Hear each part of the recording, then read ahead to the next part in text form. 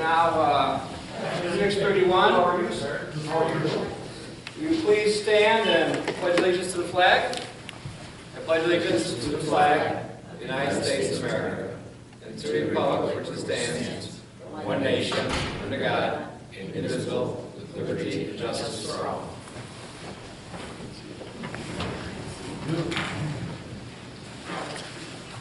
Mrs. Hall. Andrew Benson. Doug Dake. Here. Who's coming up? Robin Losi. Here. Joseph Letmore. Here. Edward Levine. Here. So our first order of business is the grade out discussion. And we've had some discussion back and forth via email. And You're saying that from the pledge, my butt is... Greg, you want to give us any background as far as, it looks like we just need a verbal commitment to move forward on this, because the next one is what, $10,000 more? Correct. So obviously, I mean, it goes back, some of you were here, we've kind of had this ongoing discussion for several years as far as how to make this piece, you know, fit into the plan. I honestly would say, with this piece, we're actually caught up with kind of the equipment replacement plan that we've been looking at for the last, well, it's been ongoing for about 7-8 years. With the board's been great. I mean, we've actually caught up in, you know, with extra funds when we've had them to kind of put us on target. This is kind of the final piece that puts us up to date, so then we can actually move forward with a solid plan as far as, you know, monies each year to replace. I mean, obviously, economies, things like that certainly take place for that. I sent the email out here a couple weeks ago just with my thoughts of it. I mean, we put money away, reserves to cover it essentially. It's a huge expenditure, obviously, at, you know, $415,000. You know, we could have had this discussion December, January, when one was 407, but there was just too much other stuff going on at that point to kind of make it all fit in at that time. And understanding the price increase is coming in April 1st, they do have one coming in. We can take advantage of that. I suggested the lease purchase option on that. Granted, we're going to pay some interest, but having that equipment reserve built is something that, you know, I pushed for a lot of years. I mean, Doug, I know you know that. You know, at Andra, perhaps, you know, in the past, we've, you know, looked to build that reserve. So, you know, in the event something comes up unexpected, we're not kind of like, you know, how are we going to pay for it? So I look at the lease purchase as one of the things, obviously, carry debt if you don't have to. You know, none of us do that in our life if we don't need to. But the fact is, it's such a huge chunk of change, and it is a vital machine. To break that down, if you go over the course of the year, the hours that are on the machine, it breaks down to a little over 500 hours a year. You roll that into, you know, weeks or whatever, it's used about 25, 26 hours a week on the breakdown of that. So hence, you know, roughly 47% of the time, 50% of the time, the machine is used. So I mean, it's kind of the key piece that any highway department needs. I mean, it responds to all kinds of emergencies, flooding, water main breaks, down trees, things like that. So that can be split up above into different. Correct. DBDA. Yeah, so that's what we've looked at, is kind of, you know, I mean, the DA should be paying a certain part of it, the DB should be paying a part, and the water should be paying a part. Or even stormwater. Well, there That's again, part of and then, yep, right. So there again, and as we look at breaking that down with the lease purchase, you know, kind of documenting over the course of the year where it's used. So, I mean, for example, like if this year it's used 45% of the time in the water district, well then perhaps they should be footing the bill for the 45%. But that being said, so I mean, it's the most vital machine that we own. I mean, like I said, it'd sound better if it was used 40 hours a week every week, but obviously we plow snow and, you know, do other things in the midst where, you know, that average kind of works out. So I suggested the lease purchase. It's a big chunk of change, but I can help manage that lease payment, you know, kind of through my budget as well.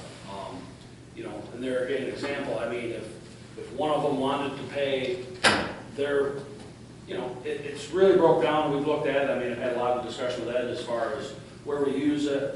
it really breaks out to about 33% of EB, DA, and water. So if one of the funds wanted to front their third of it, if that was possible, we certainly could reduce that bond payment if we, wish to do that, or the lease payment. Or we could simply structure it to pay that, roughly, I don't know, maybe 26,000, 27,000 out of each account each year. It's similar to what we did with the big loader, here a couple of years ago. That's funded through a lease purchase. We break that down. I mean, obviously, it's used half in DA and half in DB.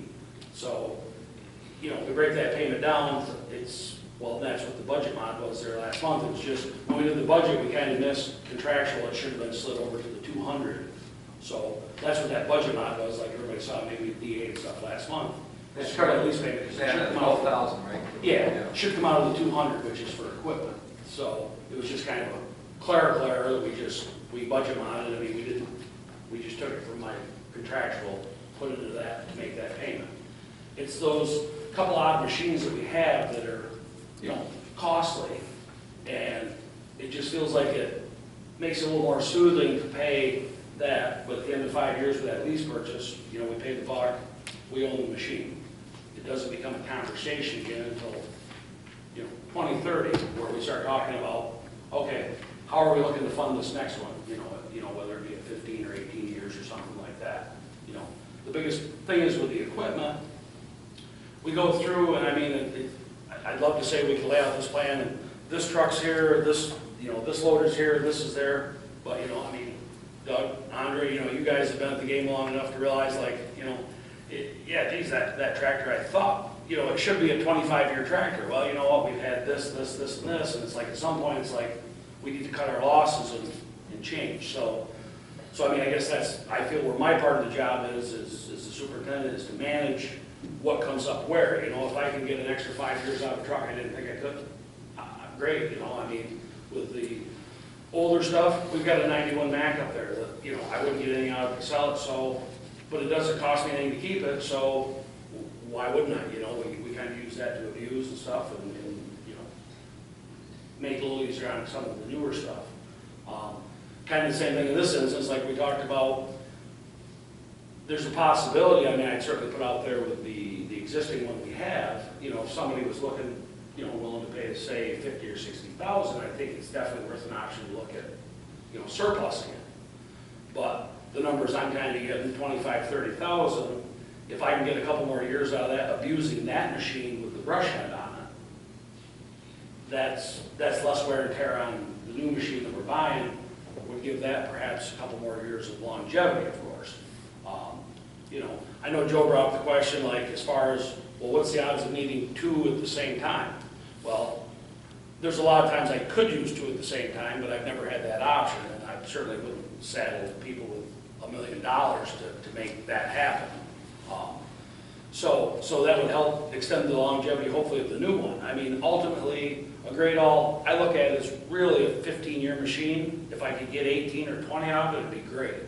But at 10 years, you should start having a conversation as far as putting in place to figure out how we're going to do it. Unfortunately, it's one of those machines that, in the contractor world, doesn't have a great value, but in the municipal world, it's a regular used machine, and it's a needed machine. Kind of not so much the urgency of it, but there was two companies that made this particular sort of machine. The other one has gone belly up. So I kind of understand moving forward what price increases become much easier to make on when you're the only game in town. The machine itself is sourcewell pricing, so I mean, it's been through the bid process, but the reality is it's one of a kind. So nobody can bid apples to apples.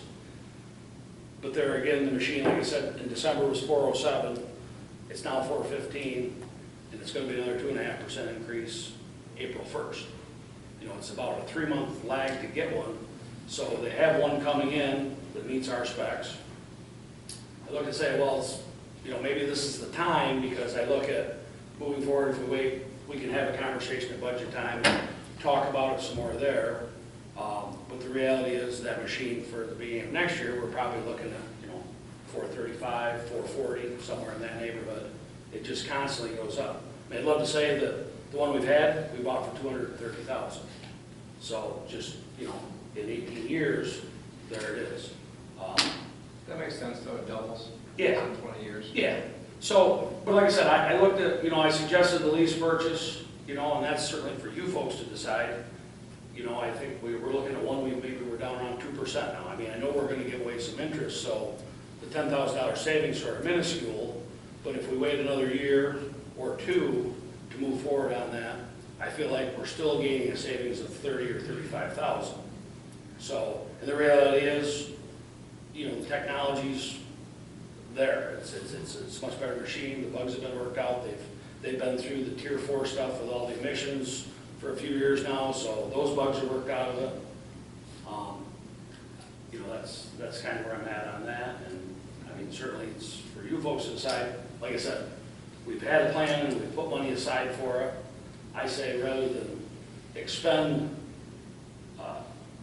our reserves for equipment in doing that, that if we look at the lease purchase, it just gives us a little more flexibility. Because I know moving in the future, CJ's working with us to get some grant funding, hopefully for a back truck that's, hugely useful for us for hydro excavation, our sewer, a lot of aspects of that, and they're around 600,000.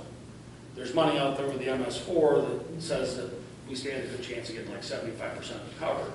So if that grant was to come through with reserves there of, if we've got 300 or something at this point, the 150 we might need, it makes that very palatable to make that purchase and, move forward with that also.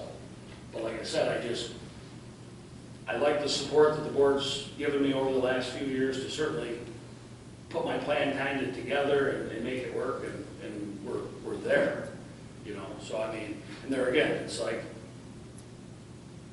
I don't disagree with you, Joe. It's like, well, I just don't want to feel like we're spending money because we haven't. It's just, I look at the opportune time to, where we have extra money, where it's never free money, but it's money we weren't expecting to have, with the idea that if we can use it to catch up pieces. I mean, we've done it here with the roof. I mean, we've done different things where there's zero impact to the taxpayers or anybody, because it was a good year in this, so let's do that. It's a one-time expenditure and move forward. And the nice part has been with the board the past few years here is they've willing to listen to the concerns and, put together a plan where, like I said, I mean, that's seen my frustration. Doug certainly has, of the years of, we're not spending the money. We're not spending the money, and it's like, at some point, you have to spend the money. And that's why you folks, being a little more business-oriented, I guess, and understanding the needs and the services that we provide to the taxpayers, we need to figure out how to fund this, but yet be certainly conscientious of those folks that pay for the stuff. Being a big chunk of money, I also look at the bonding as people that move in to town are helping pay for it as they're gathering the service off it also, versus the folks that have lived here for 50 years and say, well, I spent your money, you leave tomorrow, thanks for the grade line. So it's kind of, as we look forward to, maybe doing something with the upgrade of the barn, yeah, it would be great to have the cash to pay for it, but yet we provide a service to each and every taxpayer. And I just feel like it makes it fair to everybody if the folks that are garnering the services from it are actually helping pay for it, versus on the backs of, people that have paid in and paid their money and passed on, or, moved on, and it's great, we appreciate it, but it makes me feel better to think that everybody that's getting the service is helping pay for it, so. So does the board have any questions for Rick? Well, first I want to jump to Guy on this one. You said that if we finance this for 5 years, it goes up for a permissive referendum, or is it more than 5 years? I forget how that works. Yeah, under the local finance law, if the financing would exceed 5 years, Okay. you would trigger a permissive referendum. It doesn't say that in 109B, but what it says is if the underlying financing that could be authorized for this type of purchase would require it, then so too will an installment purchase agreement.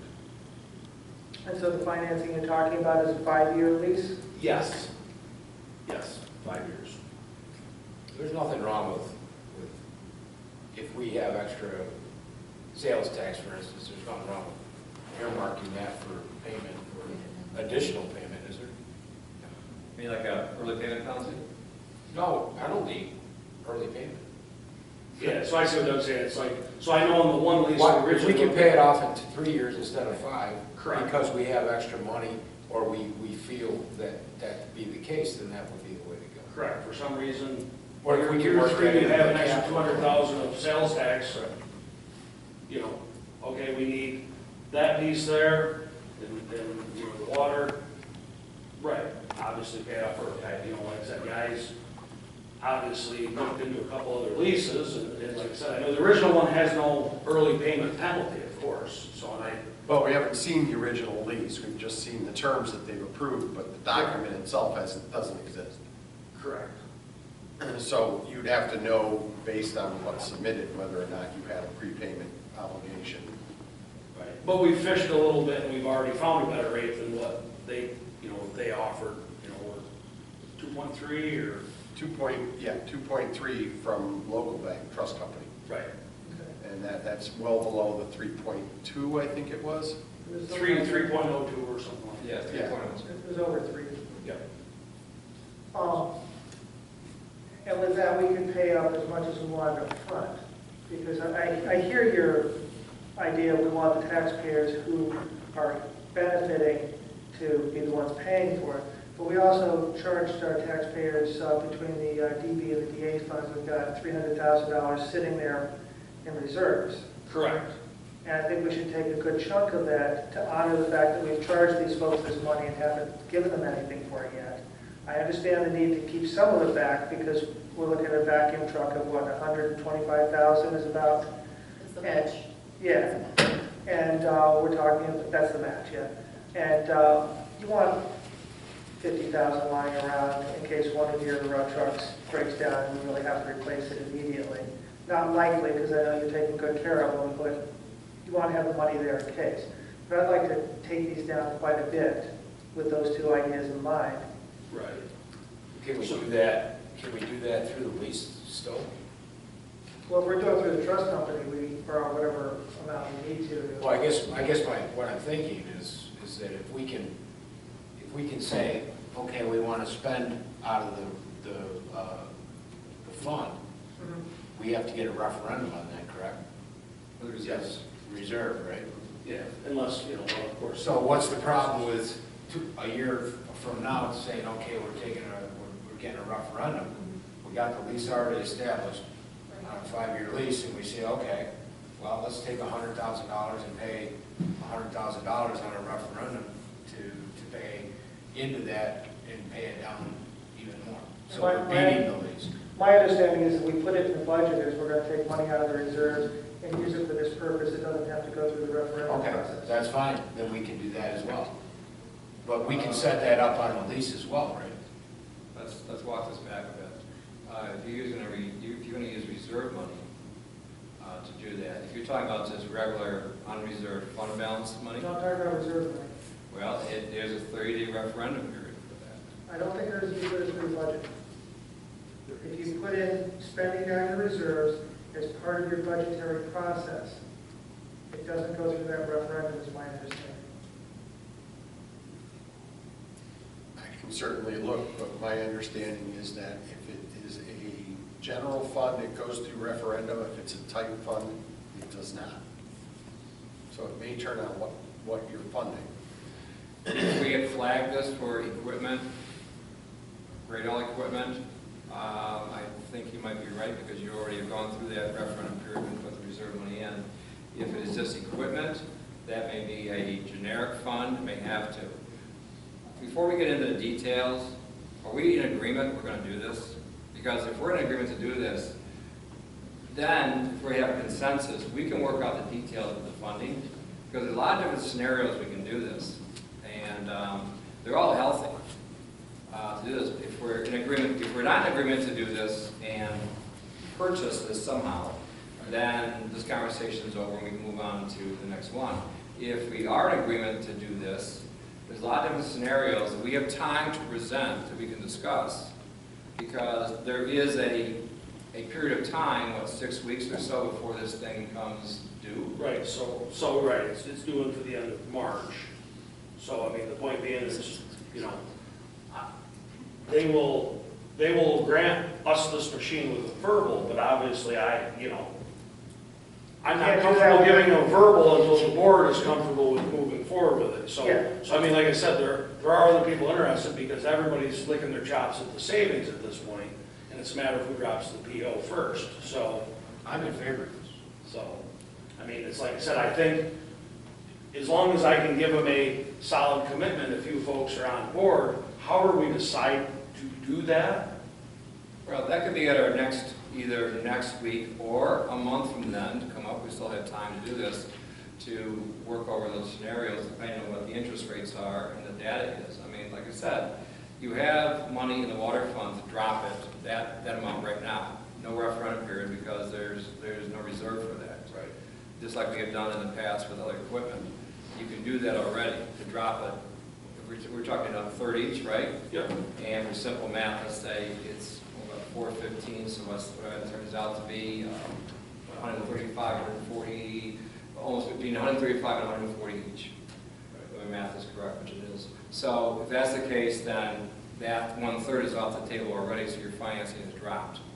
If you want to do it that way. If you want to go through and do a permissive referendum or not, we have no time to research this, to go through the reserves, and then, okay, we're going to build those reserves back up, or simply tap in and have so much taken out of each fund for the next 5 years, like we did in the past when we had all those different reserves set up. The reason we accelerated them was because we had $286,000 over budget for the mortgage tax. We had over $150,000, so we were advantageous to do that and jump on board with that. So that's why those funds are there. So there's a lot of different ways we can do this. If this financing is at 2.3%, I think that $24,000 that we talked about for the cost to do this over 5 years for the interest, that's going to drop significantly, especially if we can take a chunk out of it from the water fund already. If that's the case, this $10,000 you save plus it's going to go from 407? 415. 415 now, and it's going to go up 2.5% for the next one. You're going to save on top of that, plus your interest is going to be dropped also because of the new rate. These are all things we can work out the details with, as long as we have and do we have to have a consensus, do a straw poll? I don't know how this is done to say, because this is binding going forward for you. Because all of a sudden, if we have a change of heart come next week, or whenever we put the resolution through, we're in a bit of a pickle. We have to give them a resolution because Cricket doesn't have the authority to bind the town to something unless the board has approved that expenditure. That's absolutely correct. It's So, either- so where I'm at is, I have a lot of good working relationships with people. At this point, I have those good working relationships, and they understand that I have to have this conversation with you folks first. So Lansing's name is on that machine as of right now. But if we don't want to do this, I have to just let him know because Shenango County also wants it. But we kind of were the first, well, maybe we were the second mouse. So, but anyways, the point being is, so they're holding it for us pending, that's why I said I wasn't trying to make it a sense of urgency, but I was kind of looking for a straw poll, like, do I have a good vibe? Is this, they're happy to work with me on my word, but they ought to also understand until the board puts a resolution on the table and votes on it, there's nothing solid. So first of all, I want to apologize to Jess. I try to avoid resolutions that are working me, but they seem to creep into the conversation. Just make sure that microphone's on, that's right, because I'm sitting here panicking. That's The only good news is that Deb Munson's not sitting there. Do you want to take a break and double check? No, everything? it's fine, I can do it right here. There, we're good. Okay. So can we do, I guess, for lack of a better term, a generic resolution saying we authorize the purchase this grader for up to a certain amount? I'm going to ask Guy what meets the letter of the law in terms of us doing an allocation. Do we have to give them a budget line or something? Well, no, I mean, if you want to commit to purchase it and you have the ability to complete, you can do it. It might be wiser to understand how you're gonna fund the purchase, simply because you can sort of put the town in the unenviable position of, well, we're really not gonna do a bond issuance, or we're not really gonna do a SIB. And that would probably be best to avoid. But if in fact you're willing to do, if worse came to worse and all the bricks didn't fall into place where you wanted, or you couldn't come to consensus, but you would do an installment purchase agreement at 1.7% for all of it, and you know that that's your backup plan and it's viable, you've got a lender who's given that commitment, then as long as you understand that if all else fails, you're still going to finance it with an installment purchase agreement, or in theory, maybe a statutory installment bond if you chose to go that way, then I'd say you probably could do it with a simple motion authorizing him to commit the town to the purchase. Can the town take the water fund, buy this thing, and then essentially rent it from the water fund, paying them every time we use it? Yes. Well, if the water fund has a legitimate need for the piece of equipment, the water fund can purchase it, but the other funds should contribute back to the water Every time fund we use it for for something? their use, because the consolidated water district shouldn't be subsidizing the general Exactly, operations of the the water- town, the and water- vice versa. Yeah, the water district could buy it, and then we could, and just like we do it the other way around, which is we charge the water fund when we use our equipment there, the water fund can charge us every time we use it, and so instead of having installment funds, it just goes to the water fund. If I heard you correctly, there's basically three primary uses for this machine. General highway use, water and sewer digging and repair, and what was the third one? Was there a third one? So we brush, Okay, all right, townwide brush removal. yep. So it sounds like 2/3 of the usage is non-water district. So every time, if you wanted to set that up as administrative management between the various departments of the town, the water district can assume responsibility for the machine, and the others can, let's say if the water district took out the loan, for example, it was done in the name of the water district, and the town did it through the water district. Then every time a payment would come up, those other two funds would contribute a third of the payment. So you'd simply have to work out a mechanism based on usage as to how the consolidated water district is reimbursed for the use unrelated to the water district. And it sounds like that's at least a known number. We're gonna do it anyway, because the three districts are using it, so we're gonna have to come up with. Well, yeah, and somebody's each gonna pay district- somebody. Right, if it's used in District 1, that's different than the consolidated water district. Even within the water system, there's different funds that have to be accounted for. You can't just bill every district for, so it gets a little more complicated in terms of back office and management of how to do that. But the reverse is also equally true. If the town takes it out generally as an obligation of the town, then each of those funds also has to contribute to that cost somehow, whether it's direct payment to the lender or whether it's an internal accounting mechanism to try to keep a fair running average. So the town's general fund is not subsidizing the more limited portion of the town that's in a water district, and vice versa, the people in the water district, simply because they happen to have some reserve funds or unencumbered balance on their side, they're not subsidizing the town. So So let me they're ask, two let different me ask, tax let me ask a bases. different question. Let's say the water district, says the water district can just buy it. They have enough, we have enough money sitting there, just buy it. Can the town come in, say at our next budgetary session, say, you know, instead of paying you piecemeal a third each time we use it, we're going to pay our third through the budgetary process? We're going Yes. Back So to we the water. could just pay the water district back all at once at one point if we choose to in the future? You could, yes. You could also look at what the expected life of the project is, and you're not generally allowed to exceed what's called the PPU, period of probable usefulness. There's a section 11 in the local finance law says how long you're allowed to consider something as useful. It's a guide, and it's really tied to constitutional debt limits and spending, more so than how long something will last, because I can tell you there's an awful lot of Volkswagen Beetles around that have exceeded 10 years of use. But you could look at the lifespan of the product. I think he said you hope you get 15 years out of it. That means each user, if they use it a third, would be responsible for the price of the machine divided by 15, and then their third for that 15 years. There's lots of ways to fairly account between those departments for that. Could be a lump sum payment one time, could be anything. But deciding what's fair and how you monitor that moving forward as the numbers change is important. Because some of your newer water districts aren't going to be using it that often. District 4 may not need it for a few years. But as districts age out, their usage will be more and more, and you have to have a mechanism for judging how fair that is. A one-time payment for someone like District 4 might not reflect what they may need in 14 years. So you can do it that way, but backing into it from the water district side is a little more complicated, but it's perfectly legal. Well, let me ask Cricket, is that doable for you, or is that going to be overly complicated? No, I think it's doable, so I think where I understand what you're saying is obviously the water fund is very healthy. We could purchase this machine with that money, save any interest, pay ourselves back, so to speak, over the course of maybe 3 years. And not only would we be taking advantage of saving $10,000 up front on the machine, we'd also save, potentially $12,000 to $24,000 of finance costs. So now we truly are looking at a nice savings, and the machine truly is certainly a 15-year machine.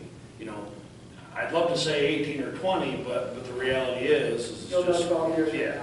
yeah. So I mean, I'm comfortable wherever you folks are. Like I said, I mean, it's tough to get together and have the discussion, and that's kind of 3 or 4 of us have juggled this around a little bit to figure out, what is the best way to do it, but yes, get the best bang for the buck too. So I guess we can safely say we can resolve tonight. Well, I would say, We can resolve tonight to go ahead and make the commitment and then figure the financing out subsequently. I think in order for it to actually meet the letter of the law, we have to say how we're going to finance it now, Right. but we can change that financing at a later date. So So if we say now, we're going to pay for it out of the water district in our resolution now, and if that gives Cricket full authority to buy it. And at the April meeting, we can say, well, we decided to do it this way, and do a budget modification. So where I'm okay is if you kind of agree that we can do this, a resolution next Wednesday is fine with me also. It's just, I can leave here tonight and have the conversation tomorrow and say, we're set to do a resolution, they just need to figure where they're funding it.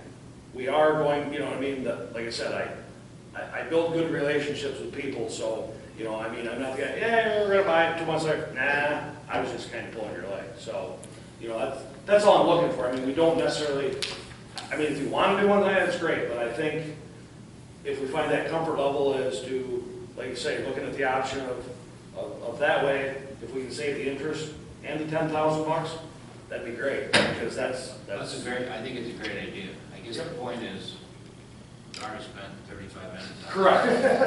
And we can probably move a lot quicker than that, not to say that it doesn't deserve the time it does. No, I understand. But I think at this point, I would think we can all agree that it's something we can move forward.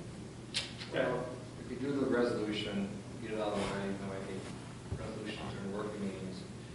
My thought of expand on this lane going down is that when you do the stormwater for the drainage districts, they should pay for part of this. Absolutely. When we look at this building, we are considering building. This gives us great data on ratios on who pays what towards the building. It's another way to actually track it. Yep. So there's multiple uses why we're doing this. I know you do it with the county when you plow to a certain extent.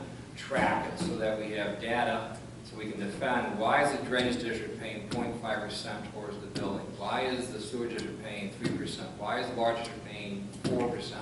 Whatever. So we have that data there. We use this Gradall as the meter, so to speak. To use Joe's suggestion, front it with the water district money now. Save the interest, which is a very good idea as far as that goes. save that amount of 2.5% now. It gives us time to track this as we go along, because if, hopefully, this project of the building goes through, we're going to have to be on solid ground. Why are we charging these people this amount, these people this amount? This is the reason why.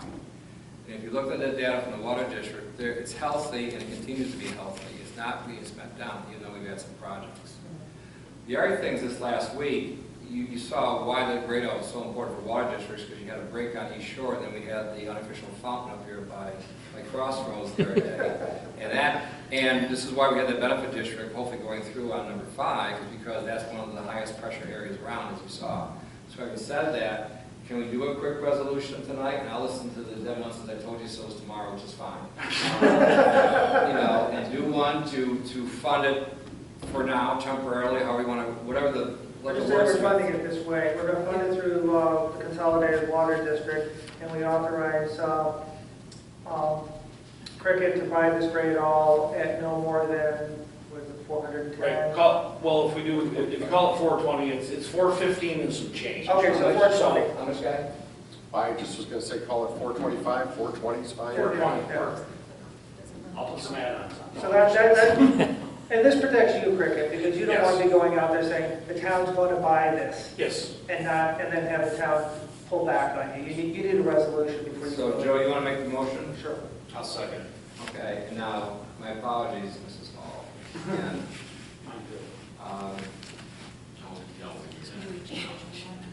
I get really cool. Okay. Amber Benson? Yes. Doug Day? Yes. Bronwyn Lopsey? Yes. Joseph Wetmore? Yes. Edward Levine? yes. Okay. Thank you, folks, I appreciate the pain on That was eight years, but it was worth the wrestle. that. But no, thank you, appreciate taking your time on that. Thanks. Wow, those are all good ideas. He's just happy it's not snowing right now. So keep in mind, as we move down towards more and more water and sewer, that we're looking for that water truck. And that's in the budget, right? Oh, the van. The van, water van. Yes. So if you see that come, that's where everything's right there in the van, they jump right in and go. And we're talking more about the vac truck, which they don't have to do the dig order or anything, they go right there. One of the reasons on the East Shore they had to wait because there's a gas line there. So that's a 45-minute wait, amongst other things. And this is something that and CJ gets most of the kudos for this because she came up with the idea last year. Dave Herrick and her almost were ready to pull the trigger then. They had a month and they were tempted to try it then. But since we're in MS4, hopefully we'll qualify for 75% of the 450 approximately being funded outside of the town. We have to come 150. What's MS4? MS4 is The municipal sewer, hold on a second. Classification of the town. Okay. It is, but it's an acronym. Sewer level. We were talking about 13 Water years ago. something or like. MS-13, but 9 years ago, they only called it. I don't know what to But it qualifies us for stormwater, right? It qualifies us for Got it. projects and things. Okay, it's And a water stormwater quality. designation, yeah. Water It's quality. a- Gets me in the right neighborhood. It's an Thanks. urban density designation Yes. done by the federal government to determine who is under the EPA mandate for stormwater. Okay, thanks. Well, So on that note, yes, CJ, we'd love to talk about town center zone map. Okay. CJ, can I go to the bathroom real quick? One of their conference rooms, which had the big screen for Skype. So that is the 15-mile spare tire for now. We can have that discussion next week, as far as that goes, maybe do something in April. Yes, we can put on our discussion for next week, Okay. that's fine. Yeah. But for now, if the intent was that you want to have interaction, like on committees, in case they don't want to be here, not town board meetings, or planning board meetings where you have to actually have a quorum, but if, for instance, you want to do the survey advisory committee, or any of the other ones, and they don't want to come in, or they can't come in because maybe they're out of town. We've had, with the airport service board, we've had people in other states who still chime in for I discussion. want to get the latest If I global were to sway. Skype in from my house, Frank, I would have to in his allow the younger public in days, my doing house swing to standards, observe me fronting Skyping counties. in. That's the way the state law reads. Would you have, well, once again, it's not for town board, but, Yeah. I'll tell you. and I don't know if you have Every night, reception on placing, your placing Skype. song. I don't think we can do it over a cell phone. But I'm just saying, wherever the remote people are, the public has to be able to go there as well. That's how we all work. We wanted to have a Skype-in town board meeting. The public has to be able to go to every location that the town board. But what about committees? Committees don't have, I don't think, the same requirements. Well, then you're limited to forums and everything else going on there, so, I mean, it is, Sorry, guys saying the other committees. They can. It depends whether it's a, advisory. committees can be subject to the open meetings law, but generally speaking, if they're an advisory committee and their only function is advisory, then they are generally not subject to the open meetings law. And unfortunately, you can't necessarily divine the correct answer to that question by reading the opinions of the Committee on Open Government. Because when you ask them that question, their answer is, well, of course it's covered by the open meetings law. Everything is. But the courts have disagreed. So some of your committees would be subject to open meetings and some of them wouldn't, but most of them would not. Nonetheless, I'd like to get the cameras working. I know Ted wants to retire. He wants to No, he doesn't. He wants to Sit over there, sit down. Can you give me a moment, Ted? I mean, this is, first Santa Claus, Easter Bunny, now, no, Ted, I mean, come on. Let's get going, guys. You guys see, Okay. Hi, everyone. Thank you very much for being willing to come out tonight and listen to all these topics and these discussions. I have been corresponding with you, I guess I could say, for some time. I guess it goes back to October about this particular issue. And just to kind of capture this in a nutshell, the town of Lansing, in cooperation with the County Industrial Development Agency, so they're the body that deals with economic development, with tax abatements, with programs like this, any kind of tax incentive, essentially. They are in charge of that. There's two areas in the county which offer an abatement, or this kind of incentive program. The first is downtown. You may be familiar with, you might have heard of CTAP, right? So that's the city's kind of incentive area that's pretty much clustered around the commons, in that particular area to encourage development there. And the other area in Tompkins County happens to be the Lansing Town Center. So, back in 2011, the town board at the time endorsed these particular guidelines for projects that would be eligible to apply for these, right? So the town says, we give our blessing to this type of project, but it's the IDA that has to actually hold a public hearing depending on the cost of the project or the amount of the abatement or incentive, and then they actually approve it. They're the ones who are authorized essentially to do this. So back in 2011, the Lansing Town Board said, these are our goals for things that we want to see more of in the town. It's kind of basic, very basic planning and economic development principles, right? Articulate the goals of what you want to see more of, and then measure those metrics, although we haven't measured them as much as perhaps we could. But then be clear about where you want them to be, because then there's a spatial match between what you're saying you want, your zoning and your incentives, and where your infrastructure is, and you're aligning essentially all those policies to create the type of development that you want. So, the town board at the time passed these particular set of eligible projects, the type of public benefits they were looking for out of them, what the abatement package would be. In this case, it's, over 7 years, and also includes a couple sprinkled little extra abatements like the sales tax abatement and also a mortgage recording tax abatement. So, all this looks perfectly reasonable, right? You get to administrative fees, 1% of the total value of the expenses impacted by the incentive, okay? Application process, and this is essentially just walks us through a pre-application. The town has to make a recommendation by resolution. You may recall there was a project that came in recently to adaptively reuse the Egan's supermarket down there. Do something like a nails and maybe a restaurant. They have a lot of ideas for how they want to do that. The town has to pass a resolution that says, yes, we recommend this project, and then it's out of our hands. It goes to the IDA, they have a public hearing depending on the cost of the incentive package, and then they make a determination at their board.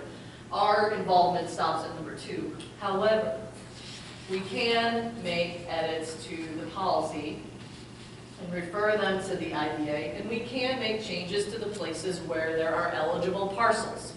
And what I mean by that is, this is the current map that's with the policy. It's not evident to me that if a project came in to apply for this particular program, whether or not they would be eligible. This map was essentially pulled from a proposal that I think Shortridge Wolf brought in as part of a package that they had done with Hunter, I don't know, something like that back in the day. Yeah, there we go, okay. Yeah, about 8 years ago, I want to say 2012. And it's not to say it's not a bad map per se. I mean, there's a lot of detail in it that's interesting, but I have no idea if you came in and say, you know, that, this parcel or one of these over here. I mean, is it in? Or is it, I don't know. Or is it just everything that's in the map and, half the parcel that's outside the map is out? It's not clear. Yeah, I have absolutely no idea. So, it was easy for the Egan's project because I essentially assumed that the area, around town center, and maybe this double line, this one, okay, yeah, I could see that's like sort of a boundary, but like what about over here? Like is this part of it? Anyway, the point is that we're trying to get at here is attempting to clarify this map and or expand the boundaries of places that are eligible because we want to incentivize development there. So, just a couple of examples of what we could do. So, the first one is simply just clarifying the existing incentive program and where that could fall. These boundaries are suggested based on the drawing of the census designated place. So, one of the things the census is doing for 2020 is adding, I think there'll be at least one additional census designated place in Lansing. There's a couple of them that will be sprinkled around.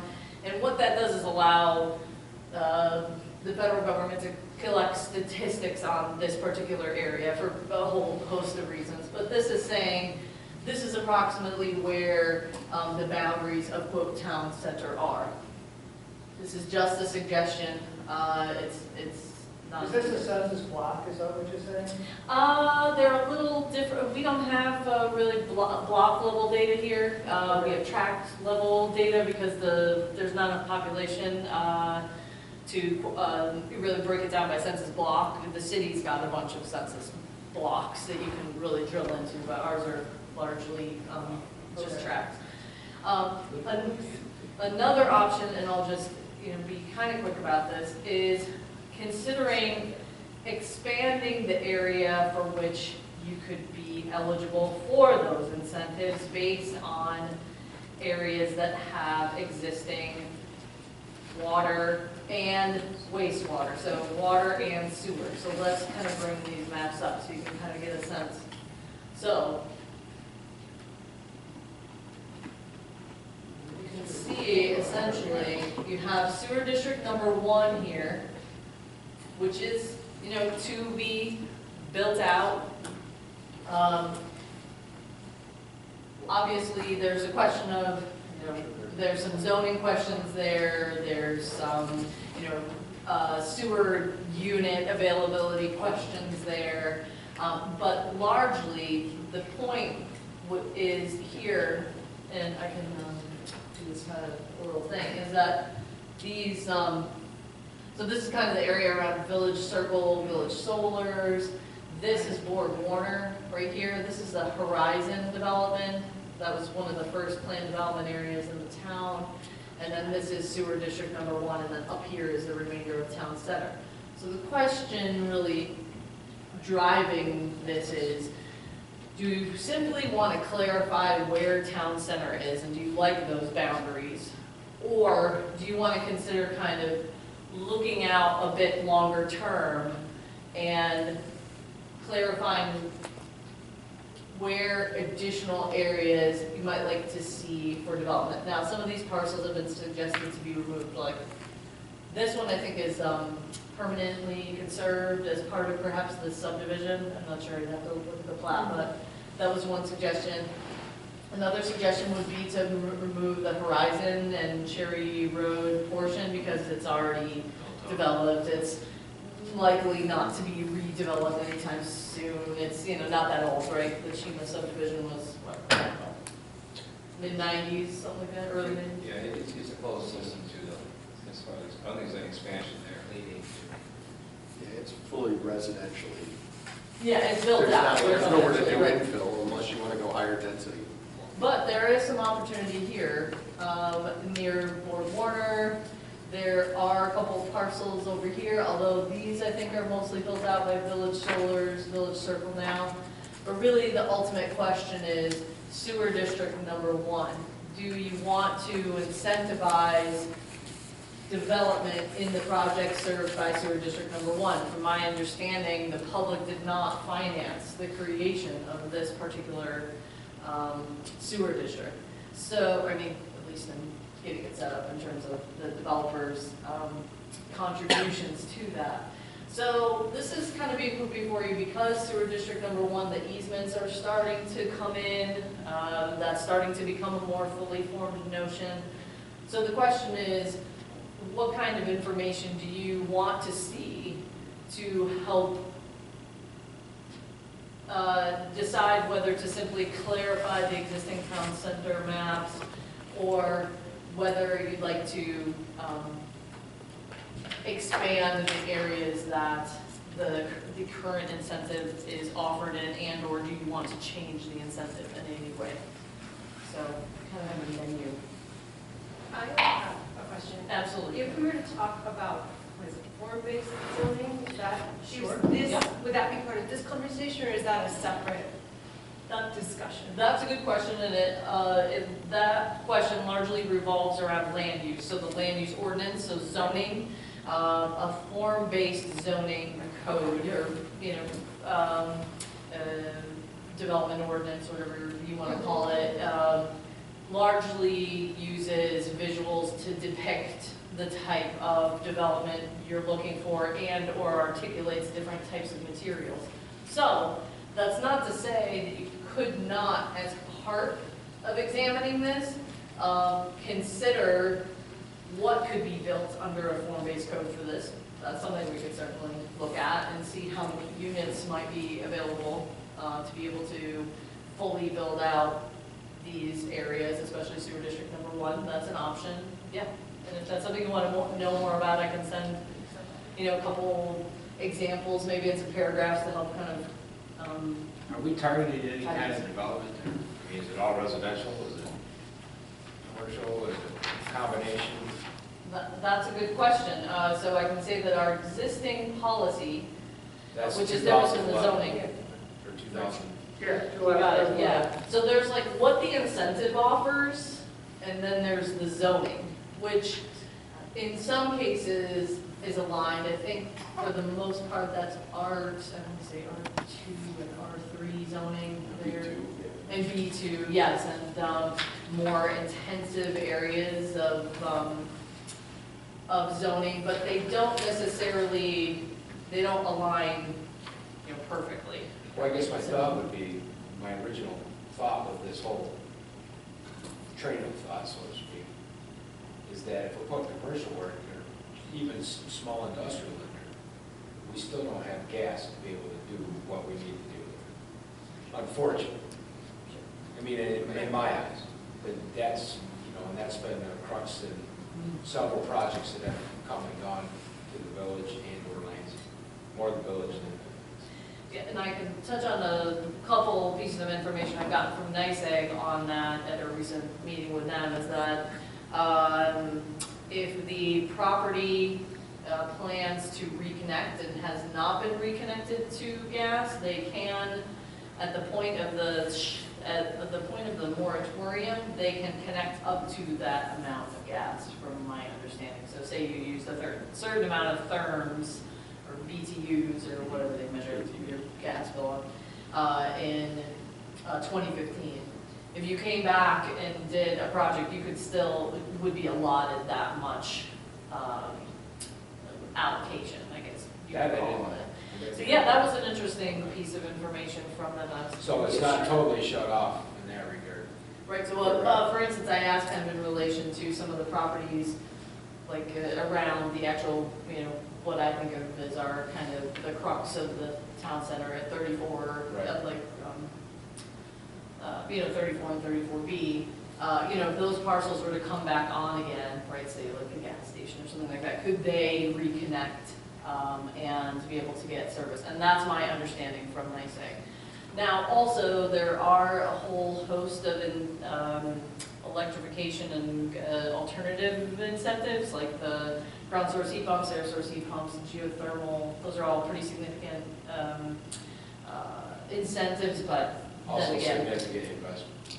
yeah, huge upfront investment, although the county has committed through the Lansing Business Energy Advisors Program to actually walking people through that whole suite of fairly complex incentives. Which They is do a super good nice. job with it, by the way. Oh, I've yeah. dealt with them before. Oh, great, okay, yeah, Andrea is super helpful. She's helping us out with the highway, actually, and trying to find some really energy savvy design and architecture and engineering firms to help us with that. So, I'm not sure this is exactly answering your questions, but yes, you can have a form-based zoning code to go along with this. It may not be appropriate to even think about form-based zoning in a pure sense of all across the town for the most part. It might be helpful to have it designated in just some areas, especially, these areas are probably going to come up for development in the next, call it, well, depends on when sewer district 1 is built, but call it 5 to 10 years, right? So that's time enough to be able to, and I anticipate that, like this is 100 and change, right? 100 and change acre parcel, this is another 80 something, these are probably gonna come in as planned development areas, is my guess. They're huge swaths of land where they may be phased developments.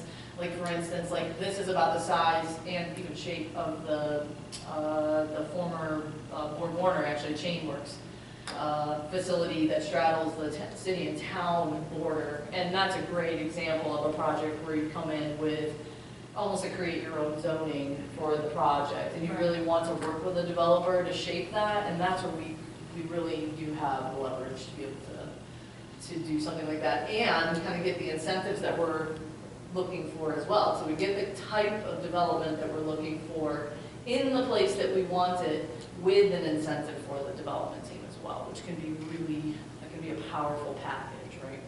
So the question is, what type of analysis you're looking to see. I'm hearing a little bit about looking to learn a little more about form-based code. Was there any other kind of questions you're trying to? Well, here's my perspective on this. We've just gone through the comprehensive plan process. And before we start expanding these incentive zones, we should probably go through some of our code revisions so that we have the code in place that we want before we build the incentives in for people to build there. And since we're in that process, we're slowly ramping up for that. I know you've been working with the planning board on getting that process going forward. I think before we expand the IDA zones, we should get the underlying zoning set up the way we want, so we're incentivizing people to do what we want based on our new comprehensive plan.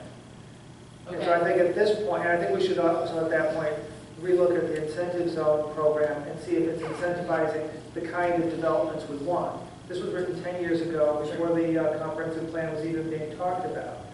And, we may want to revise this to some degree. I think right now what we really need to do is clean up that first map that I couldn't figure out what it was, but I tried to look at it too. I think we should do that in the next month or two, is pass a revised map, which we then have to pass on to the IDA and have them approve, but that'll be pretty easy to get passed. And then That's work this. on, yeah, that map, nobody can figure out what's in the zone and what's out. So I think if we clarify that map at this point, that makes this program actually usable, especially for people like you who, have to tell someone they're in or out of it and explain to them why they're in or out of it based on that map. So I think we should do that and move this stuff onto our to-do list and work on it after we've gotten the underlying zoning done. That's my view. Any other questions or comments from the board?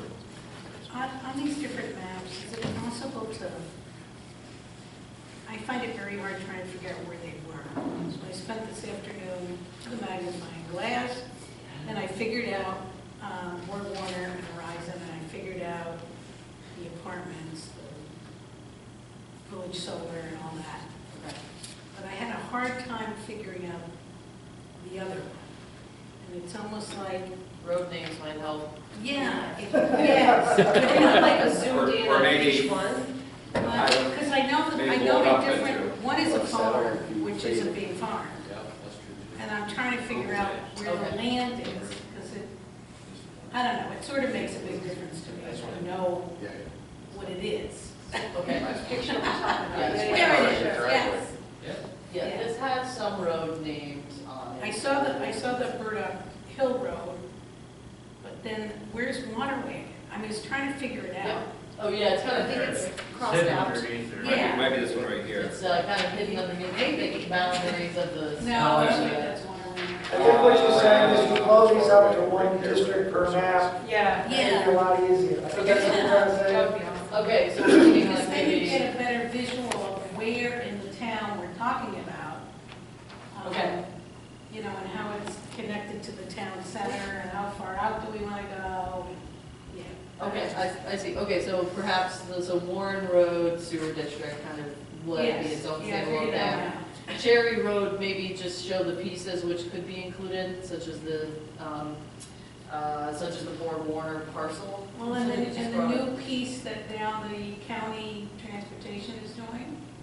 So where is that? Yes, they're a See that nonprofit, so open- this one right here, yeah, this is that parcel that they're thinking about Right next to 44. redeveloping, so that's It's almost across from DOT. here, yeah. Yeah, DOT DOT, is. right. somewhere Yeah, the DOT also kind of has in there. TCAP. DOT's right at the top of that blue line Oh, yes, okay, right, this is the parcel they subdivided off from the county, right. Okay, and then this is the there. county-owned, it's all treated as one parcel, I think, I guess until they. That's the parking lot for all the workers at the DOT.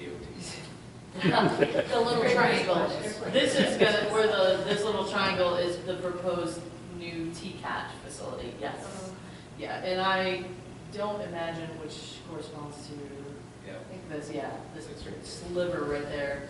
And I don't know that they'll be seeking incentive, they're a nonprofit, so. No, don't they're imagine they'll not. be seeking any. Right, exactly, yeah, that wouldn't be, I mean, unless there's something weird about the transaction, I don't know, which is entirely possible, but, and Is that's. there any way to just sort of make it clear what the pieces really are? So you That can we're blow looking it up at. so you can actually read what Yeah, it says. yeah. Okay. Yeah, sorry, I do. I don't want to give you more work. No, not at all. I'm just realizing that I'm not thinking about necessarily how the audience is viewing the maps. I asked county planning to do these and. CJ, this is all good because you're getting interaction. This is fine, and this is the next step. The next step is to get interaction, get more specific. Yeah. That's right, yeah. This is all good. Good Yeah, process. so we'll get into these, 3 different districts. And we'll try to get to see, and get a sense of also the unit allocations here. I think that's Yeah. something really interesting to work with as far as the zoning goes, so. Because I could see the neighbors just having a fit, the different neighborhoods. Because one of them seems to hit the Sharon Drive one, but I'm not positive about that, I think the maps will help. Yeah. I have a question, CJ. Can we have different incentive criteria for different zones in our town? So we could say one set of criteria, if you're in zone 1, if you're in zone 2, you have to hit these criteria. There's no reason why not. I mean, Well, I don't know if that has a policy saying townwide or, as far as I know, no, but I can check in with them about that. One of the things we're looking at the Ithaca IDA is that they have different levels. I think on there you have like, let's say for instance, level 1, level 2. Level 2 is you might get a 12-year pilot if you have a livable wage. There's certain incentives that go on that. The deeper you want to go into this, the longer it is for those incentives. And sometimes you can do, here is the first phase, here's the second phase if you want a 12-year instead of a 7-year, here's the carrot. The other thing, for a little background here, when this was put in place, there was nothing over there. I think the deed restrictions got lifted in 2012, so was this not just... It was in that same time frame. So this was all recreational up where the town center is. So this was all theory at the time. Now that we have some reality, we're going to have, for instance, Saltport Brewery. Okay, we're going to have other things. There's been some interest, in the past at least, behind the sub shop. There's been some interest around there. Okay, let's have a serious discussion on what you want that to look at. Now keep in mind, there's no sewer. So my only question would be to this is that, well, a couple of things. Number one, sewer district number 1 is limited to how many gallons. It's all on gallons, how much they can do. And once we get those meters in, it'll be illuminated and find out really how much usage is done per household, not 200 gallons per EDU, which it is now. Okay, so it's all a process as we move forward. The other thing is that, personally, whatever you do for water and sewer in one district, you should be able to do for the same, because how do you differentiate one from the other if they both have the same infrastructure, which is UN density? Well, if you've got different zoning underneath, you may be wanting to push more industrial in one and more residential mixed in another. And so you may want to say, these projects in this district have to be mixed use, whereas in that district, we're not requiring it. And keep in mind that the business, this is just reality, unless they come up with an inexpensive, reliable, consistent power for businesses, not for residential.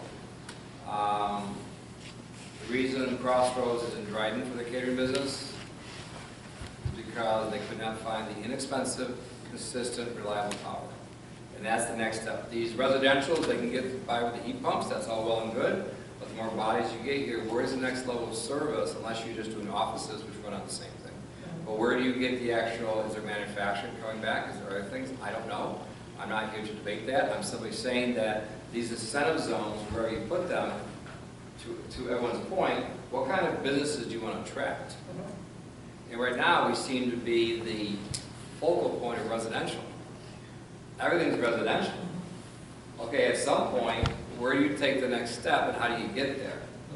I'm not here to debate that. I'm simply saying that's something we're going to have to discuss later. So, once again, what do you want to do with the town of Sunderland? I think is a good discussion, because from there, you may be able to segue over to these other ones and already be on step 3 or 4 when you come to the other ones. You mentioning that Ithaca asks for a living wage kind of for the next step makes me think that another really useful thing for me as we're looking at this would be sort of what other municipalities, what the choices of public benefits we're looking for are. Yeah. Kind of a list of what those are for us We to can always look pick and at. choose what we think is here. Let's see what's implemented there. I mean, we just saw, for instance, I think that the village, I'm using this as an example, they're just going through their Airbnb right now. Okay, let's see what our neighbors do. Let's see how they do and how we can pick what fits us. So I'm not going on that discussion, I'm simply using an example. You know, to Brown's point, let's pick and choose where it fits us, and we can tailor it to that. So what's our brief summary of this? Yeah. I'd like to focus on this map. This map, right? Yeah, that map. Get rid of the first Okay. map. Yeah, Okay. deal with the first map in the next month or two, and I'm not sure what kind of timeline CJ's looking for, but deal with that, and then put this other stuff in the working group. We will work on this, we'll get some public involvement, because it involves neighborhoods. Let's get the planning board to look at it, decide which should be in and out, you know, and put it through the process, rather than just, you know, us sitting here tonight quickly drawing some lines. Right, but I also think, as far as a directive, not a directive per se to a planning board, but you say, what do we want here, what are we going to try to influence to come here, but not make it so restrictive that a lot of different things can't come here. Because we don't know. I mean, we can draw pictures and renderings all day long of reverse frontage little shops and little places to live above it, which are cute and quaint, but that would be ideal, I agree. But whether that happens or not isn't up to us. We have to be realistic, absolutely. Yes. Absolutely. I mean, would it be nice if you had another Dutch Mills down in one of these areas where you have walkability to your work? You have walkability, but that seems a big thing now, to walk, people want to walk to their jobs or whatever, ride their bike to their jobs, and have paths and do a kind of a nice area to live in type of thing. And it seems to me that seems what the trend is, at least in this area, is they want, where they go to work, they want it to be scenic, they want it to be comfortable, they want it to be nice, and we see that in the amount of walkability. And what if you get another Dutch Mills down there, okay? What would it be? Would it be tech? Would it be something else down there? I don't know. Would it be an offshoot of the data center? I don't know, but would it be nice to at least have an idea what we would like to encourage there and what not to encourage there? Well, I think, yeah, and to this point also, sewer district number 1 is obviously, right off of 34. I anticipate that these areas will probably, they may see increased volume of transit service coming through. TCAT's getting ready to do some really cool kind of mobility as a service initiatives where you kind of pay one price to get all your transportation covered, so you could have, kind of unlimited bus service, some Lyft or Uber rides, or other car sharing along with some Ithaca car share rides, things like that. And so these properties here are really primed, especially here, are primed for that kind of higher volume, quick access into downtown Ithaca with the right kind of planning, which is why I don't. Yes, I can see the point of going through the exercise of really crunching the numbers on like what a build out would look like under different zoning scenarios, under existing zoning.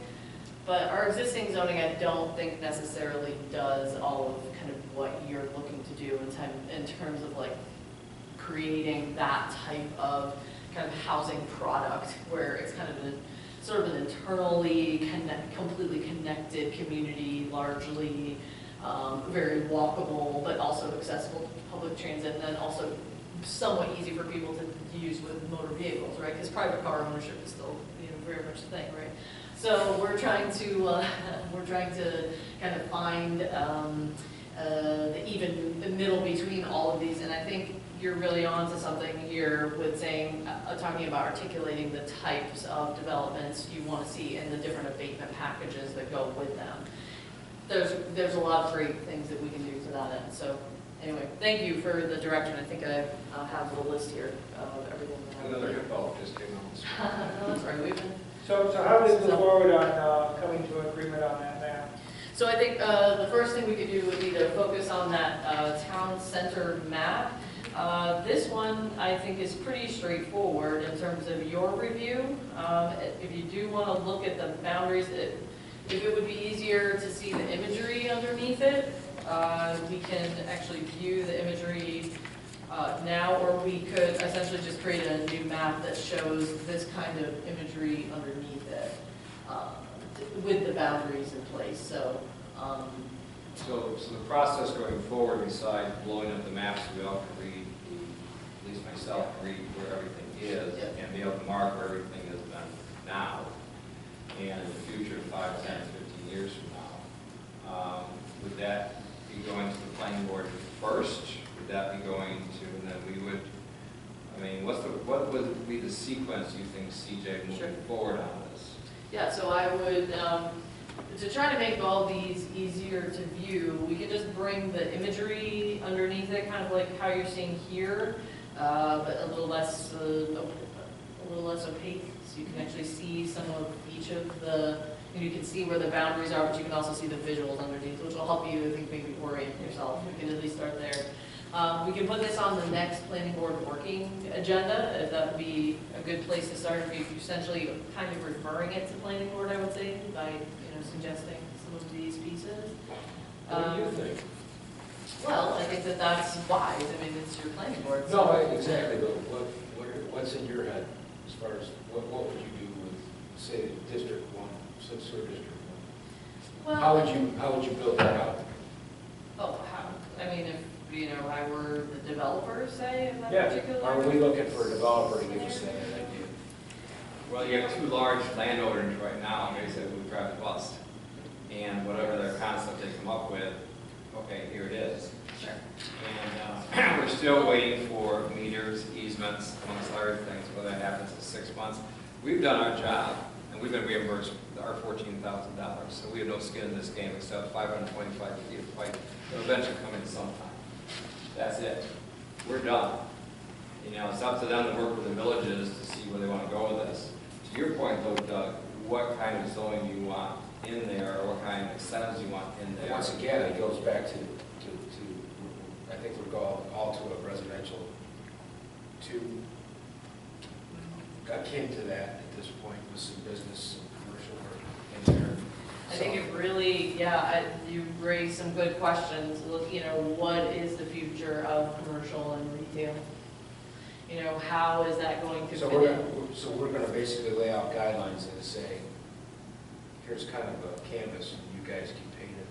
Well, that's kind of the idea of a planned development area, and we've had a few of them, so maybe they're a little skittish on those perhaps, but I think when they're done well, and I think another good technique that we can think about implementing, and the reason I bring up the sewer unit piece, is that we can actually tie those available sewer units, if they're allocated or not, I'm still trying to understand how that works, and get a sense of what the actual density could be in some of these places. Like, what does full build-out look like? Is it 100 units? Is it 500 units?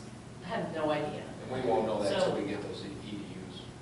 Yeah, and so we're trying to kind of fit all of these disparate pieces together into kind of a coherent planning narrative that is a package to developers. Because another thing I'd like to kind of do in the future in terms of the economic development piece is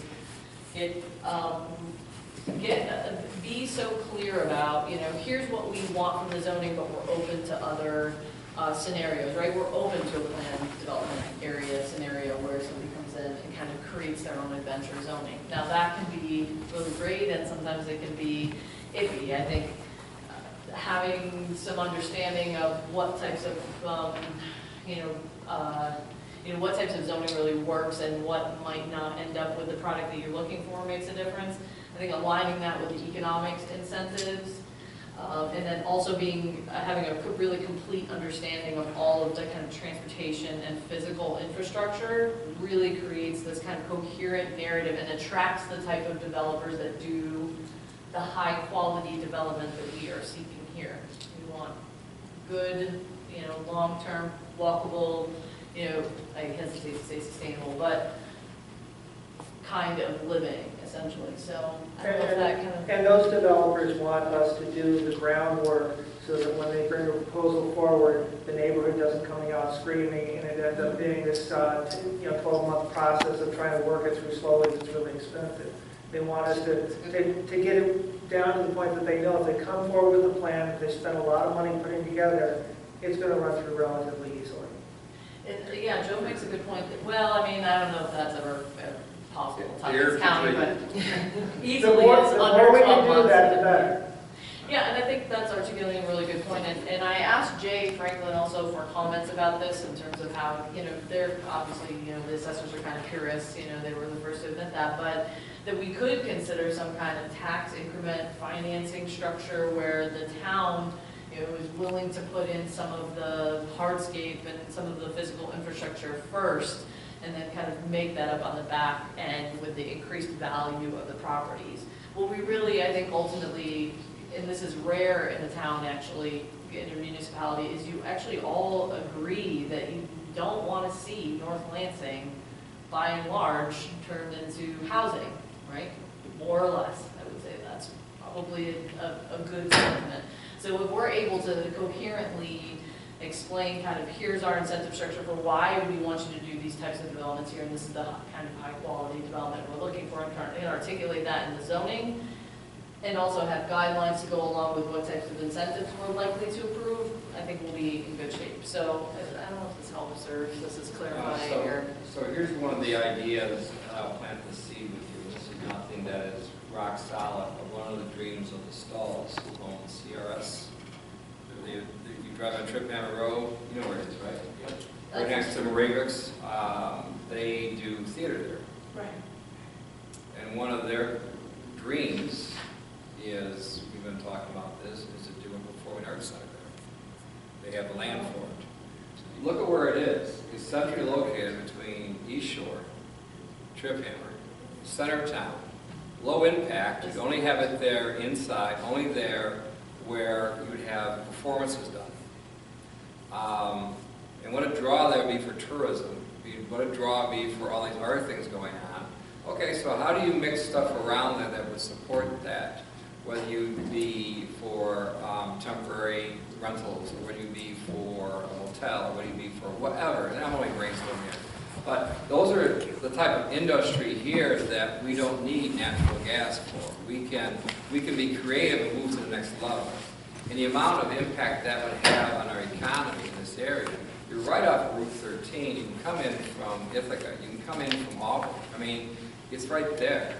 So those are things that when we look for the future, what kind of businesses do you want that to be unique to us? And we have such a rich arts culture here in Lansing.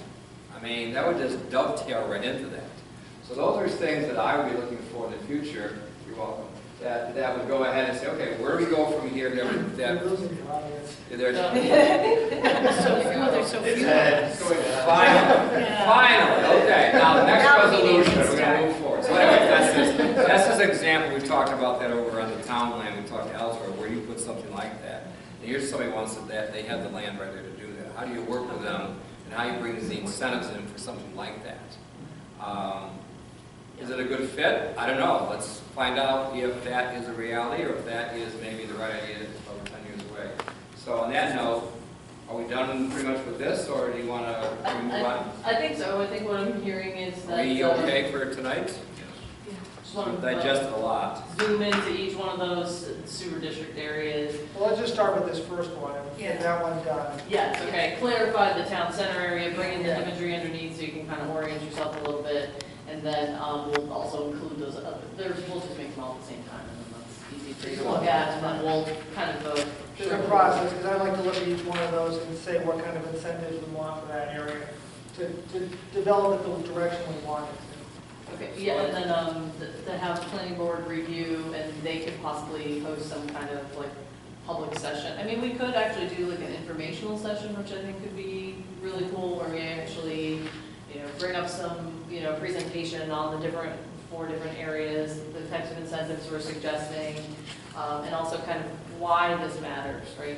Ultimately, at the kind of a fundamental level, and it's really about building better long-term budgets. It's about encouraging density where you've already actually established infrastructure. So that's really the key piece, I think. Shall we move on to energy, solar, and wind law? Well, that sounds like fun.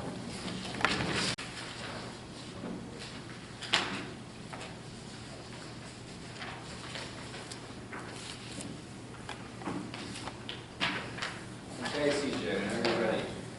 Okay. Well, I'm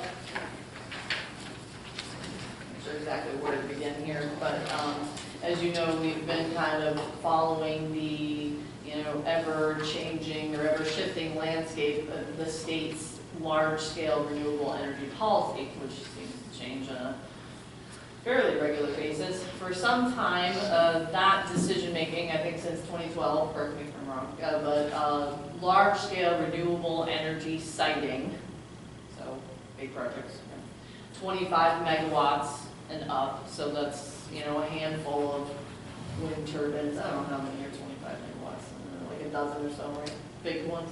The big ones? Yeah. 8. Okay, yeah, so somewhere around 8 of, very large scale, huge wind turbines, or approximately 100 acres of large scale solar arrays, okay? Has been done at the state with, at least in theory, a representative from Ag and Markets, the State Energy Research and Development Authority, and the Public Service Commission, along with 2 kind of local ad hoc, kind of appointed members. Recently, in the last few weeks, the state decided as part of the budget process to suggest a complete revamp of how those large-scale projects are going to be cited. They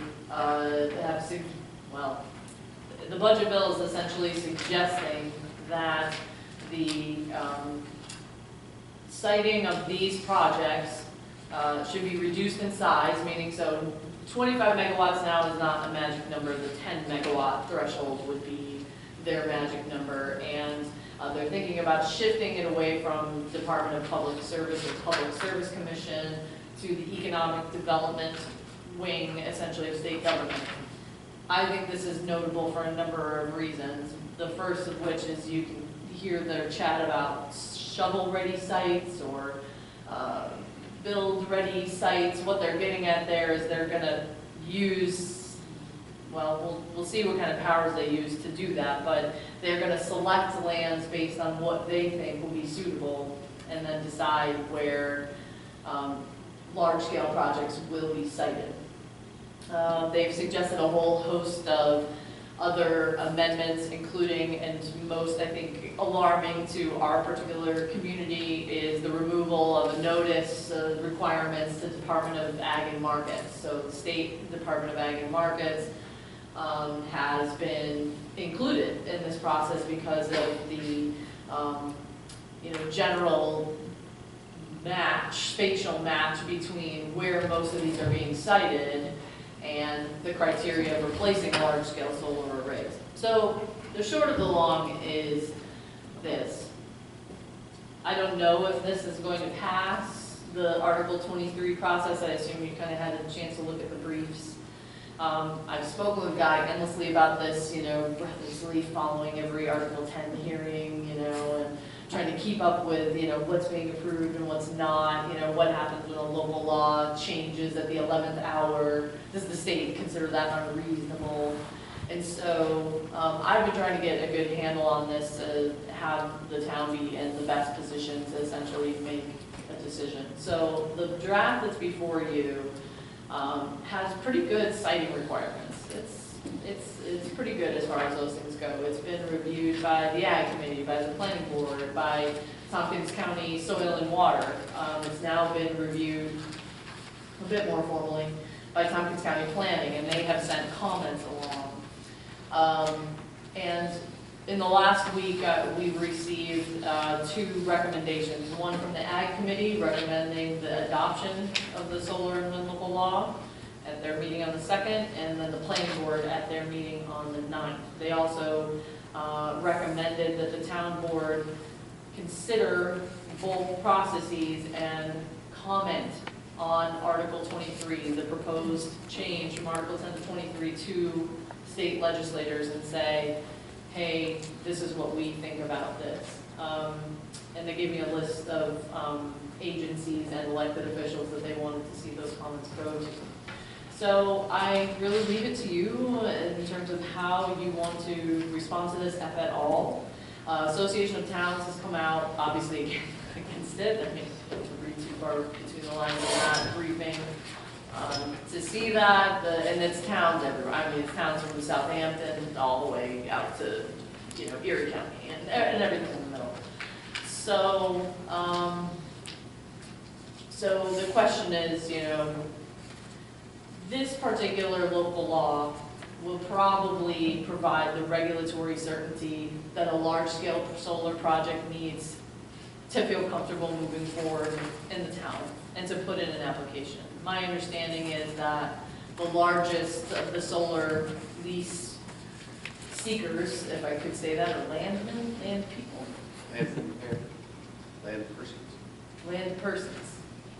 Have secured or are in the process of securing around 1,000 acres in the town. It's currently in allowed use. 1,000 acres, one person? Nope. No, accumulation. accumulation of acreage along or close enough to the main power lines? Right? So, doesn't matter where, and there was actually, I mean, you didn't say it outright, but eminent domain would be considered for public service. To do the connections. No, to take the land and use it, and connect it as well. Yeah, so what Doug is alluding to is that I think the reason why the economic development piece is so strong and why it's such a 180 in terms of public involvement is that, yes, economic development does have the power of eminent domain through the state to act on behalf of private companies, in theory, in the public interest. And if you want to know more, Guy can probably elaborate a lot on eminent domain and kind of how that works with state agencies. For the rest of the week.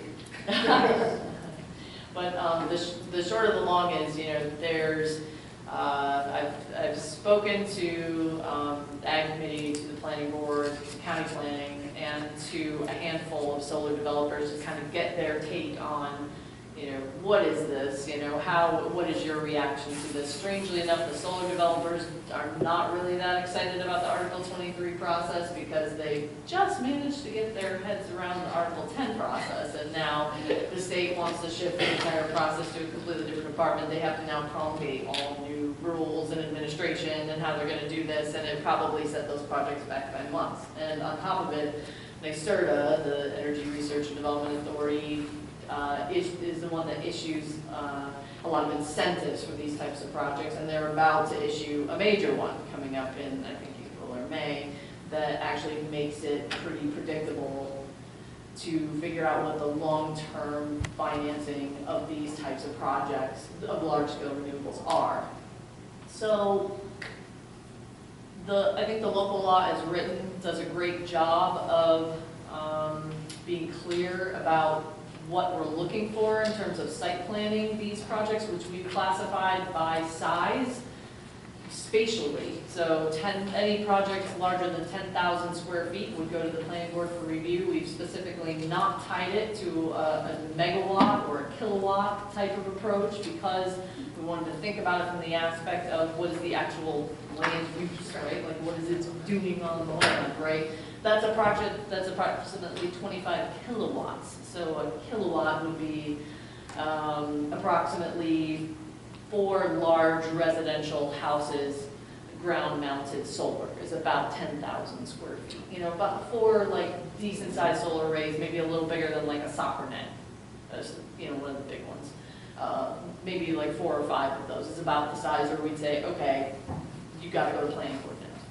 So it doesn't jive at all with what the state wants. It would send projects way smaller than what the state wants to plan. That said, this is currently an allowed use. If a project wanted to come in tomorrow and do it, they certainly could. We don't have any limits on the size of projects. We sort of classify them by commercial and residential. But I think we've come to really a cohesive understanding, I think, between all the committees and the boards of, this being, I think, what they see as ideal rather than being, acted upon. And we may not even have that choice. I mean, this may not eventually matter. I mean, I would like to hear, Guy's insight on this because he's kind of been, guiding me to be cautious and,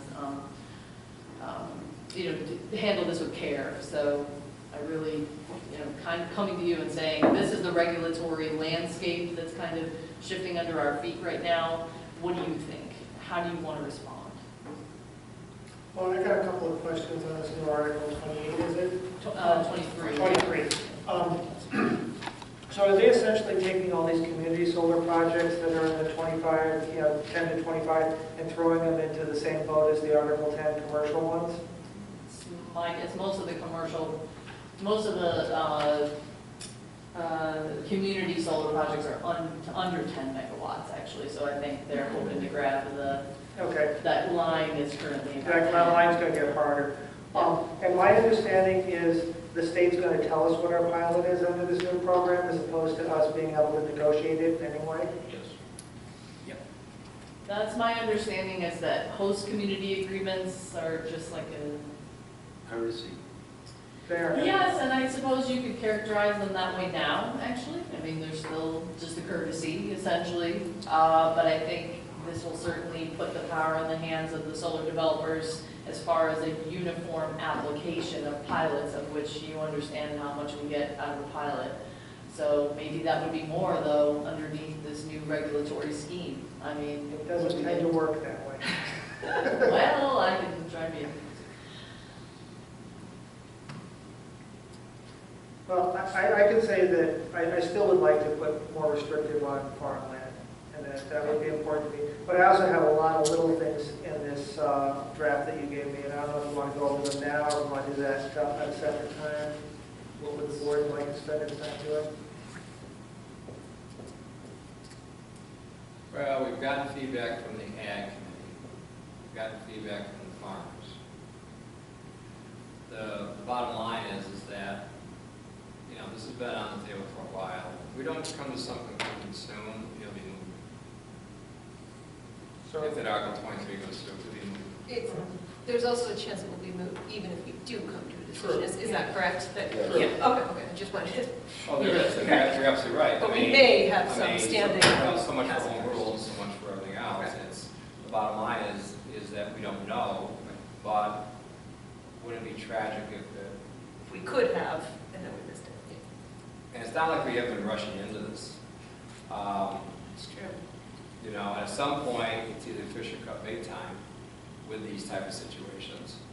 And like I said, I'm not throwing stones at other municipalities, but when this thing was first designed, no one anticipated so much interest in it now. And you're talking, did you say 1,000 acres? Which is, Yeah. roughly, I mean, 1,000 would be roughly 200 megawatts, right? If my math is correct, about 5:1 ratio, right? Yeah, it's like Or 250 to 300 megawatts, which if you look at the peak operating of Milligan, it pretty much follows that that's what would be capacity on those lines, right? So I think Lansing is particularly vulnerable in this type of situation because we have all the criteria that they're looking for, right?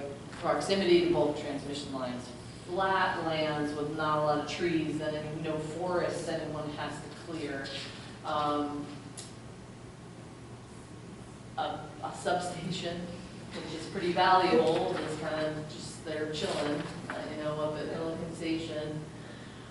There's this, you know, this confluence of circumstances does not really exist almost anywhere else in the state.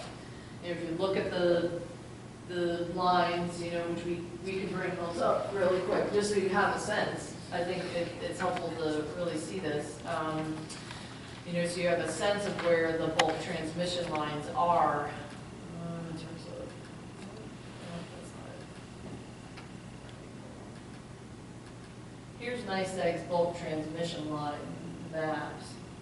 There you go. So this is a map of all of the bulk substations. We'll zoom in on us so we can kind of see how it's counting, right? So the first project, right, was the, oh, sorry. No, keep going. But the first kind of low-hanging fruit to put any kind of large-scale renewable solar was right there, right through the town of Enfield, right? So Enfield, Newfield, right? Well, we all know what happened there. Then you go out to Dryden, right? You have a little more capacity, but that's like largely developed. You have the Route 13 corridor that ran through a lot of farmland as well, right? Then, of course, you go right at the lake, and what do you have here? This is the town of Lansing, basically all the way up from this particular point, all the way is within a half mile is clear, southwest facing, you know, low land values relatively, right? It hits the sweet spot of everything that this type of development essentially is looking for. Does that mean that you want it or want to have it? That's a really great question. Do you want to replace what we essentially had in Milligan Station? do you want to have the opportunity to be able to negotiate a host community agreement that potentially could offset a significant amount of, the taxes essentially? So these are questions, that I. So when you target certain areas, are you talking just the huge megawatts, or are you talking kilowatt projects also? Because there's some land that is not prime farmland. And there's some land like the Foreign Power Plant, which has about 453 acres. About 220 of that I think they can use for solar, because that was their project last time. The land next to it, which is what NICEAG owns, adjacent to that is marginal farmland, it's not prime. You have Cargill, you have brownfields. I mean, there's other things you can tap into without by taking the farmland off the table as far as discussion goes. And I know it's a good conversation to have. I don't want to get hung up just on farmland if there's other opportunities out there that this law may also protect and move forward on.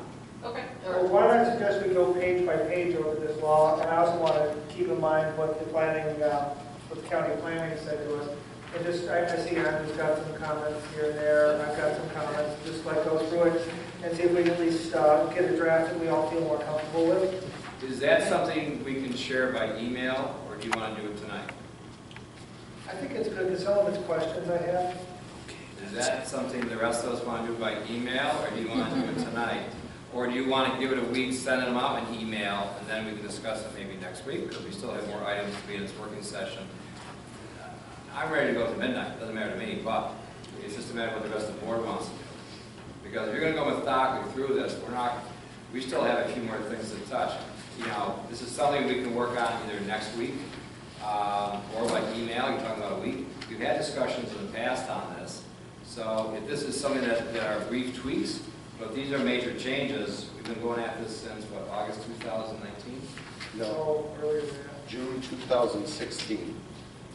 Whoa. Well, that kind of says This that. is the 16th version of this law that's been generated. And quite frankly, as far as what the county says, in all fairness, I don't think they realized there would be this interest. And it's like, well, do you want renewables? Okay, there it is. Huh? Yeah, okay, here's the whole... Sounds so easy, doesn't it? Yeah, okay, here's the whole wad right here. We're done. All the capacity in the wires is finished. We're done. Okay, what else you got? What? I mean, didn't they want to have so much in per year, and you have these individuals that are willing to practically use up the whole capacity in one area? Well, this is where they're serious. And when did we start this? 2000? June 2016. So, June 20, it'll be 4 years. We keep going at this rate. At some point, we need, like I said, a Fisher Company. We got a lot of other projects on it. So, if you want to be brief about it and move quickly, that's fine. Let's go quickly, here we go. Page 1. If it's quick, let's do it now. There's going to be a debate. If We it's need going to take to... us till 9 o'clock, Anybody on page 1? Page 2? Or can we just skip over the entire set of The definitions and definitions? such? definition. Yeah. Move on to page 5. Yeah. Are you caught up with this, CJ? Yes. So I'm looking at 613.2 and 613.4. 16.2 says that the solar panels can't expect the neighbors not to shade their land. And point 4 says the solar panels can't shade the neighbor's land. And it seems like they're contradicting each other. One says that the neighbor's responsible for it, and one says the property owner's responsible for it. And I'm not sure you can tell the solar people they can't shade the neighbor at all, but the neighbor can shade the solar panel all they want. What do you want to I say? don't think it says I that. don't see where it says I don't see that. where That's it not I how I don't think read it says it. that. Point 2 Yeah. says that you can't shade, the neighbor. Where, can you give me the wording that you're reading is that? Because I'm reading It it is the differently. responsibility of the applicant to obtain any rights or easements or agreements that may be necessary to acquire or maintain a line of sight to the sun if necessary. They're saying, you got to make sure, you got to pay for it if you want your neighbor not to shade this section of your land. The panels. The panels. Okay. The panels. And 16.4 says you can't shade your neighbor's land. Right. So I don't see them as contradictory. So it tells the person putting up the solar panels, if you don't want your neighbor to shade your panels, it's your responsibility, but you can't shade your neighbor's land at all. And I don't know if you could, it seems contradictory to me to say that in one case it's the solar person's responsibility not to shade their neighbor, but the neighbor can shade the solar panels. It's like you're telling one landowner it's their responsibility for what their neighbor does, and the other one is responsible for it entirely. Well, okay. 613.4 shall be located in a manner that will unreasonably reduce or impede the amount of sunlight or air available to any adjacent lot. So you said you can't shade the adjacent lot, but the adjacent lot can shade you. Well, it's existing now. If the existing lot is what it is, why would you put the solar panel in shade anyway? So. Right, but if the neighbor wants to, we've seen this in the city where the neighbor decided to build a parking lot and shade out all the county's solar panels, are we allowing that, or are we telling the neighbor, once I put solar panels in, you can't do something to shade it? Well, I think if it says here that you will give the applicant's solid development all rights, easements, or agreements, that would be in the agreement. So why are we telling the solar panels they can't shade the neighbor, we're not telling, you know? Are we going to start setting up a series of, here's how you have to, consider the shade of your projects on the neighboring properties? These two people that are here tonight would have very strong opinions about that whole situation. I think they're about view as much more than shade. No, it's about sunlight in their house. It's about variety of other things. Yep. So all those things, I think you're talking about property rights and existing people there. If these machines come in and are installed, and all of a sudden it affects their land, that's what they're concerned about. And the way I read it is that it's the responsibility of the applicant to say to go forward, are you okay with this? If they say, no, we're not, that's the end of the story there. At least they have some say in it. On the other hand, it's the same thing down below where it says, should we look in there and we reduce? Okay, well, they wouldn't do that anyways because they want to get maximum input. I mean, it's like saying, would you put it in a forest? I mean, I tend to agree with Brahman. I don't see a contradiction to this whatsoever. Next. Page 6. Okay. Page 7. Okay. Point number 3, I'd like to add trails into the list of, Which point number 3? number 3, the first one. Roads. Paragraphs May down not the be top. installed in? Yeah, Okay. and trails is just another one on that list. It kind of appears in some of these lists, but not others. Okay, how's the rest of the board feel about that? Put it in there. Is this under small-scale solar energy system? No. Yeah. Small scale solar energy units.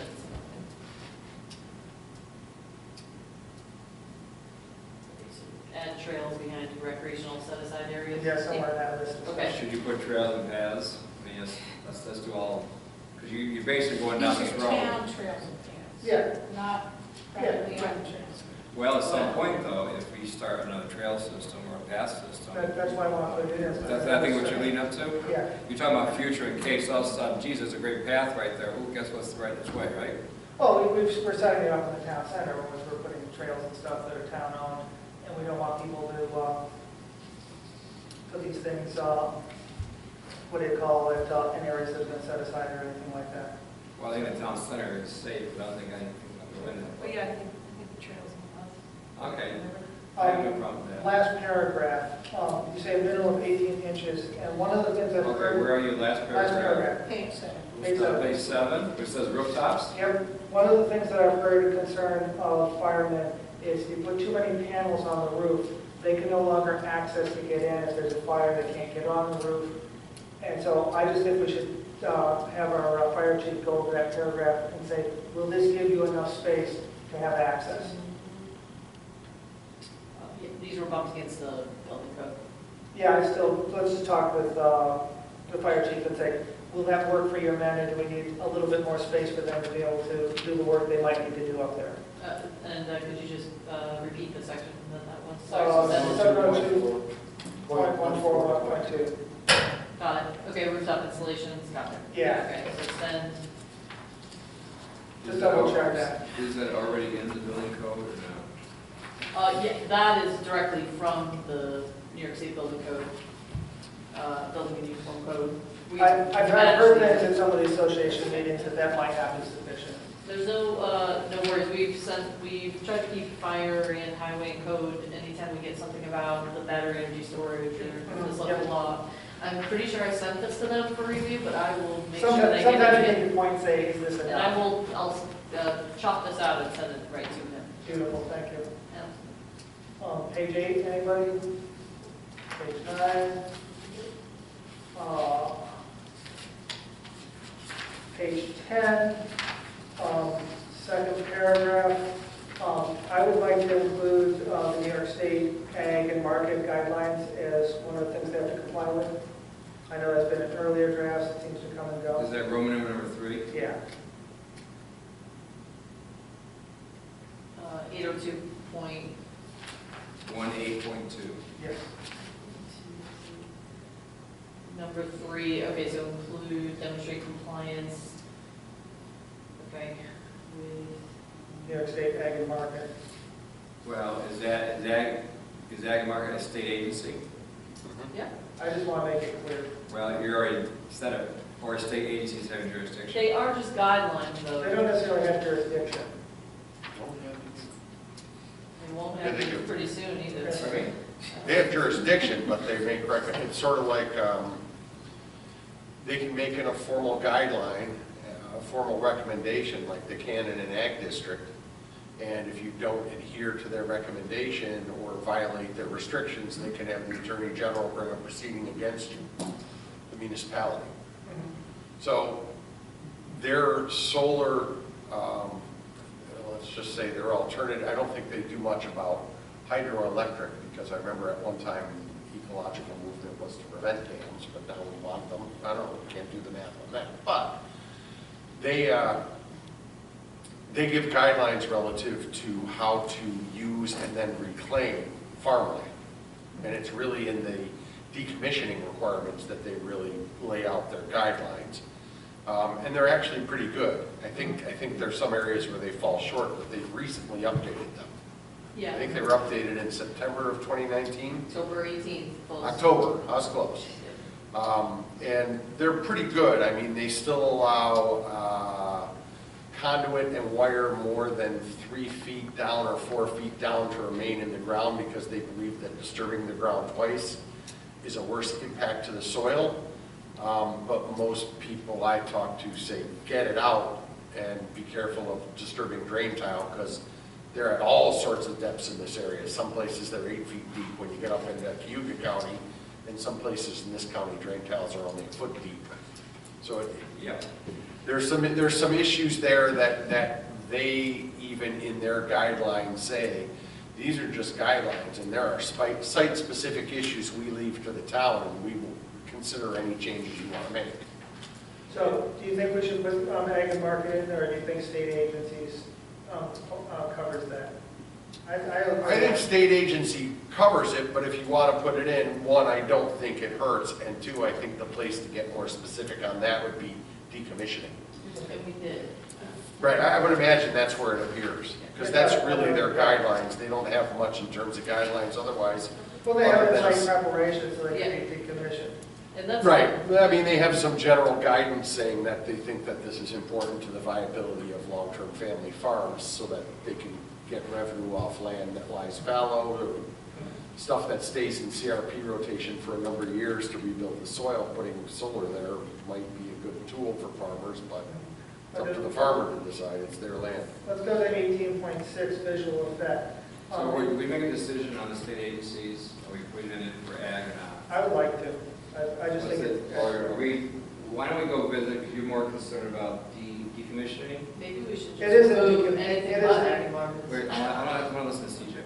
What's that? I was just half kidding that maybe we should just remove any state agencies other than ag and markets. We don't Seems like necessarily anyone want them else. listening to other ones. Whatever, okay. But it sounds like there's no problem by adding ag and markets in there, right, Guy? No, I don't think, I just got an emergency bulletin about our IT, so. Okay. applicable regulations promulgated by any federal or state agencies having jurisdiction, as And- well as New York State aggregate markets and any other state. guidelines for solar energy projects. So to make the town vulnerable by putting that in. I think most of what Ag and Markets is doing is very beneficial for protecting the town. I would not say the same of NYSERDA. I agree. Okay. So if I read the tea leaves, that sounds like something. I don't think it hurts, and if it turns out it's the wrong place for it or whatever, we're switching to a code-based system, it is easier to amend. Okay. 18.6 says that be visually reasonable as practical as determined by the planning board. I'm not sure how determined by the planning board, how enforceable that is. Does that give the planning board enough authority to say we don't like this? Or should we be putting some kind of criteria in there so that they can actually enforce something? That first sentence there. If you're using general site planning under 274B and the site planning criteria in our zoning, that would be sufficient because visual impact is a well-recognized aspect of site plan review. If you're using special permitting, you do need to put the review and measurement criteria in there. If you're going beyond visual impact buffering screening and you're actually trying to do some sort of architectural controls, then you're getting into aesthetics and you probably need to put a little more in. But I viewed this more as buffering and screening and making sure that the overall height isn't above where the houses are, or, you know, there's a scale that is consistent with North Lansing where most of this would be. So you can tell them to move it up to another corner of the property or things like that? Well, this is all site plan review functionally, so regardless of what the condition is that they're going to impose, don't exceed this height, move to this area of the land, there's going to have to be a reasonable basis in the record for making that condition, and it's got to be tied to some measurable public interest. It can't just be because that you like it better there. Is there someplace in here that says front yards? Yes, Yeah. Allowed? not allowed. If I could also add to that, we took great pains to define what practicable actually is. Yeah, it's And that will definition. continue on into the rest of the zoning code as well. So practicable means capable of satisfying the overall project purposes after taking into consideration cost, time, technology, and logistics. Giving the planning board the ability to ask for as much information as they need from the developer to be, of any type of project, be it solar or whatever it is. You know, if a developer says, I can't do that, that type of siding is too expensive, okay, well, show us that that's essentially not practicable. So I think that that's a really powerful add as well. So in terms of my comments, I'm willing to skip all the way to the end. I don't know if other people can. I had a question related to front yards, and it's on page 12 also. Okay. This is about wind, but 802.19.2, it says that they're not permitted in any front yard. And I'm thinking of the houses that are, have really long road-like driveways and are way back there. The only house within 10 acres. Exactly, like, why don't, if their best wind is in the front, like, what, I think you can go through DPA with theirs. could they? Yeah, they could get an Would area that be variance to allowable? allow it in the Okay, front yard. okay, Actually, that's what I was I wondering. think Joe had that. I was slightly different, but that's what I did. Well, yes, You have so- to, right, so, I okay, had to go into the right of way, is what I did. okay. But I would have had to get a variance for this anyway, because I was moving past my front yard line, Right. the line of the But, house. so this is a reason people can get variances And for I did. specific There was- situations. And typically, their area variances are Okay. And I just want to clarify by saying that that section is a wind energy conversion systems, so we've made the super big scale systems. We've really narrowed Oh, down okay. on those. We don't have to versus- fall on the road. It cannot, it's not supposed to be in the public, fall into the public right of way, so, yeah. So this is more of what they used to call the USWAC size. big. The larger ones, not the small residential Yeah. use ones or the candy canes or the roof mounts. Exactly, and we've taken pains to, or things discriminate between those two. Oh. So my two final things is, one, I think we need to write into the battery storage that they can't store their old, I'm not sure where exactly to put this in, but it's an old battery storage, or maybe in the decommissioning part. But I don't want them to store their used batteries on site for more than a short period of time. They're non-functional used batteries? Yeah, the non-functional ones. I don't want them like, Rusting it. we aren't using these batteries anymore, we're putting them in the shed out back because it's too expensive to get rid of them. I think we should put a time limit on how long they can have them on site. Who's going to enforce it? The neighbor who's complaining. Is there a line in here about, I know that batteries don't get decommissioned, but there must be something here about expiration of batteries? I think the decommissioning plan, section IV, so that's 802.21.1. Which page? Section 5, so I think that's page 17-ish. Depending on your printer, it does say decommissioning and restoration activities shall be completed within 150 days of the date decommissioning was ordered or required. This is different though. This is, I replace my batteries, but I'm not shutting the site down. I'm just still running, but the old batteries are sitting out back. Decommissioning those batteries would be following the same criteria. Are they decommissioned or are they just sitting out back? Maybe not. Well, You're not using it decommissioned anymore. It's batteries. decommissioned. How about if we just leave it to CJ to clarify that? Yep, here, Yeah. Uh, To find some language that you want to clarify that they How about if it can't. ain't hooked up, you gotta get rid of it. So, on number, was it number 4, on number 7, page 17, 802.21.1, number 4, all decommissioning and restoration activities shall be completed. How about removal also? Maybe I put in there. I think that's what you're alluding to, Joe, isn't it? You want to remove. I want it gone. if you want to So once remove this it gets where, passed, you have 150 days, Joe. That's fine, yeah.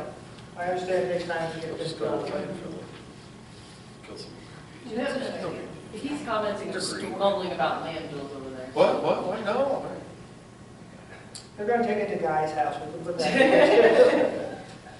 Watch All it. right, All right, does we'll that make try to sense to figure out. everybody? Put removal in there also? I'll call it like. Well, that says demonstrate the removal of all solar panels, wind turbines, electrical We don't want that junk lying parentheses, around. towers. Yeah, demonstrate the removal, right? Yeah, that's number 5, that's Roman numeral number 5. So I Okay, think but- you might have covered it Is there. it clear, though, that if the thing is still functioning, they aren't in decommission? And that's the difference I'm saying is, they're still running the battery thing. They just switched their old batteries out, the new ones in. So why don't Is you- there a way we can say, like, just don't keep junk on the site? We have a junk No. storage. Well, I was gonna say, do you have a law already that you can't just like pile up stuff? So why don't we demonstrate within 150 days also for Roman numeral number 5, put a time limit on there also, 150 days. Okay. That'd be 5 months. For Roman numeral number 5, you have for 150 days for all decommissioning and restoration, demonstrate the removal of solar panels, wind turbines, electrical appliances, towers, structure equipment, security batteries, transmission lines in 150 days.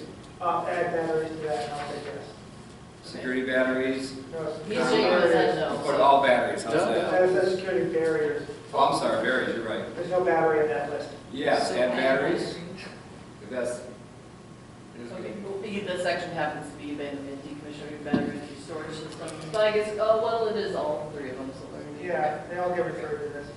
You're right, okay. Removal of battery, Batteries, and then 150 days they have to do it. and what is concerning you about that approach?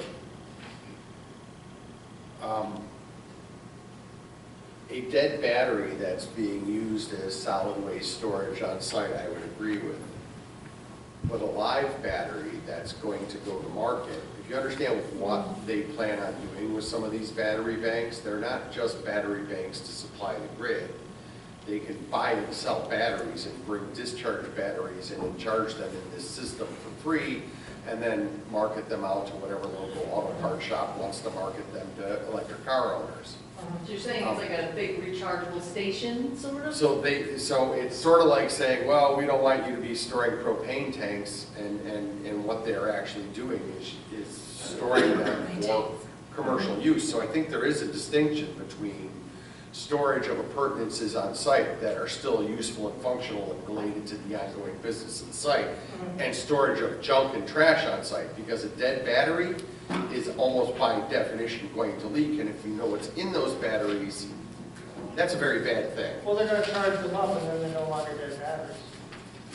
But if the battery can't take a charge because it's got a bad case or a bad cell, or the Right. the cadmium in it is completely spent, all of its electrons have been degraded. So non-functional, and what was the other phrase? Well, I don't know. I think there's more to this issue than just saying remove the batteries, because you can store live batteries that are part of the overall plan to support all sorts of electrical energy uses that might replace other types of uses.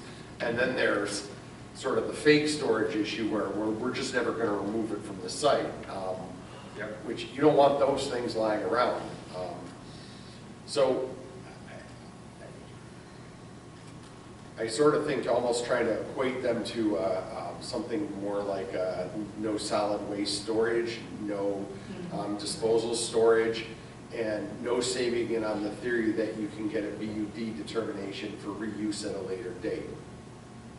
There's a process, the classic example of it that was most disliked in the Finger Lakes region was getting a beneficial use determination, a BUD determination, where you can take a hazardous or spent product and say, well, we're going to recycle it for some other use, and then all of a sudden it becomes somehow useful again, and you don't have to dispose of it. The classic example that was disliked here is reclaimed fracking water getting a beneficial use determination as brine water for use for removing snow and ice on roads. That makes it perfectly legal to dump this stuff on roads, because someone at the state has said, we're issuing a BUD to approve that.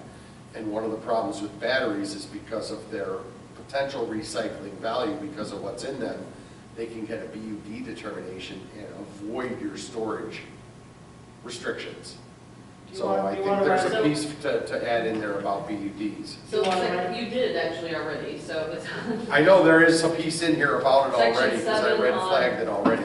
Yes, you did actually add this already, which is, Where is it? page 17, section EII, specified disposal of all solid and hazardous waste, and no BUD shall be permitted.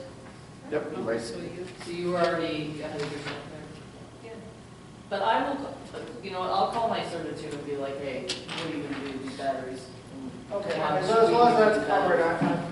I'm good. And then on the final page, when we talked about financial security, I want to put something in there about it being figured based on prevailing wage rates, because we're going to have to, when it gets to actually using that security deposit, the town's going to have to pay to do it, and we're going to have to pay prevailing wage. So when we figure out how much it costs to decommission the plant, we need to base it on prevailing wage. Well, but we don't pay prevailing wage. Like, if you hire a vendor, that vendor has to pay his worker prevailing Right, wage. but when we do this, we're going to be hiring somebody to come do it, and we're going to have to pay them prevailing wage, so it needs to be figured at His prevailing- cost should have prevailing wage figured into it.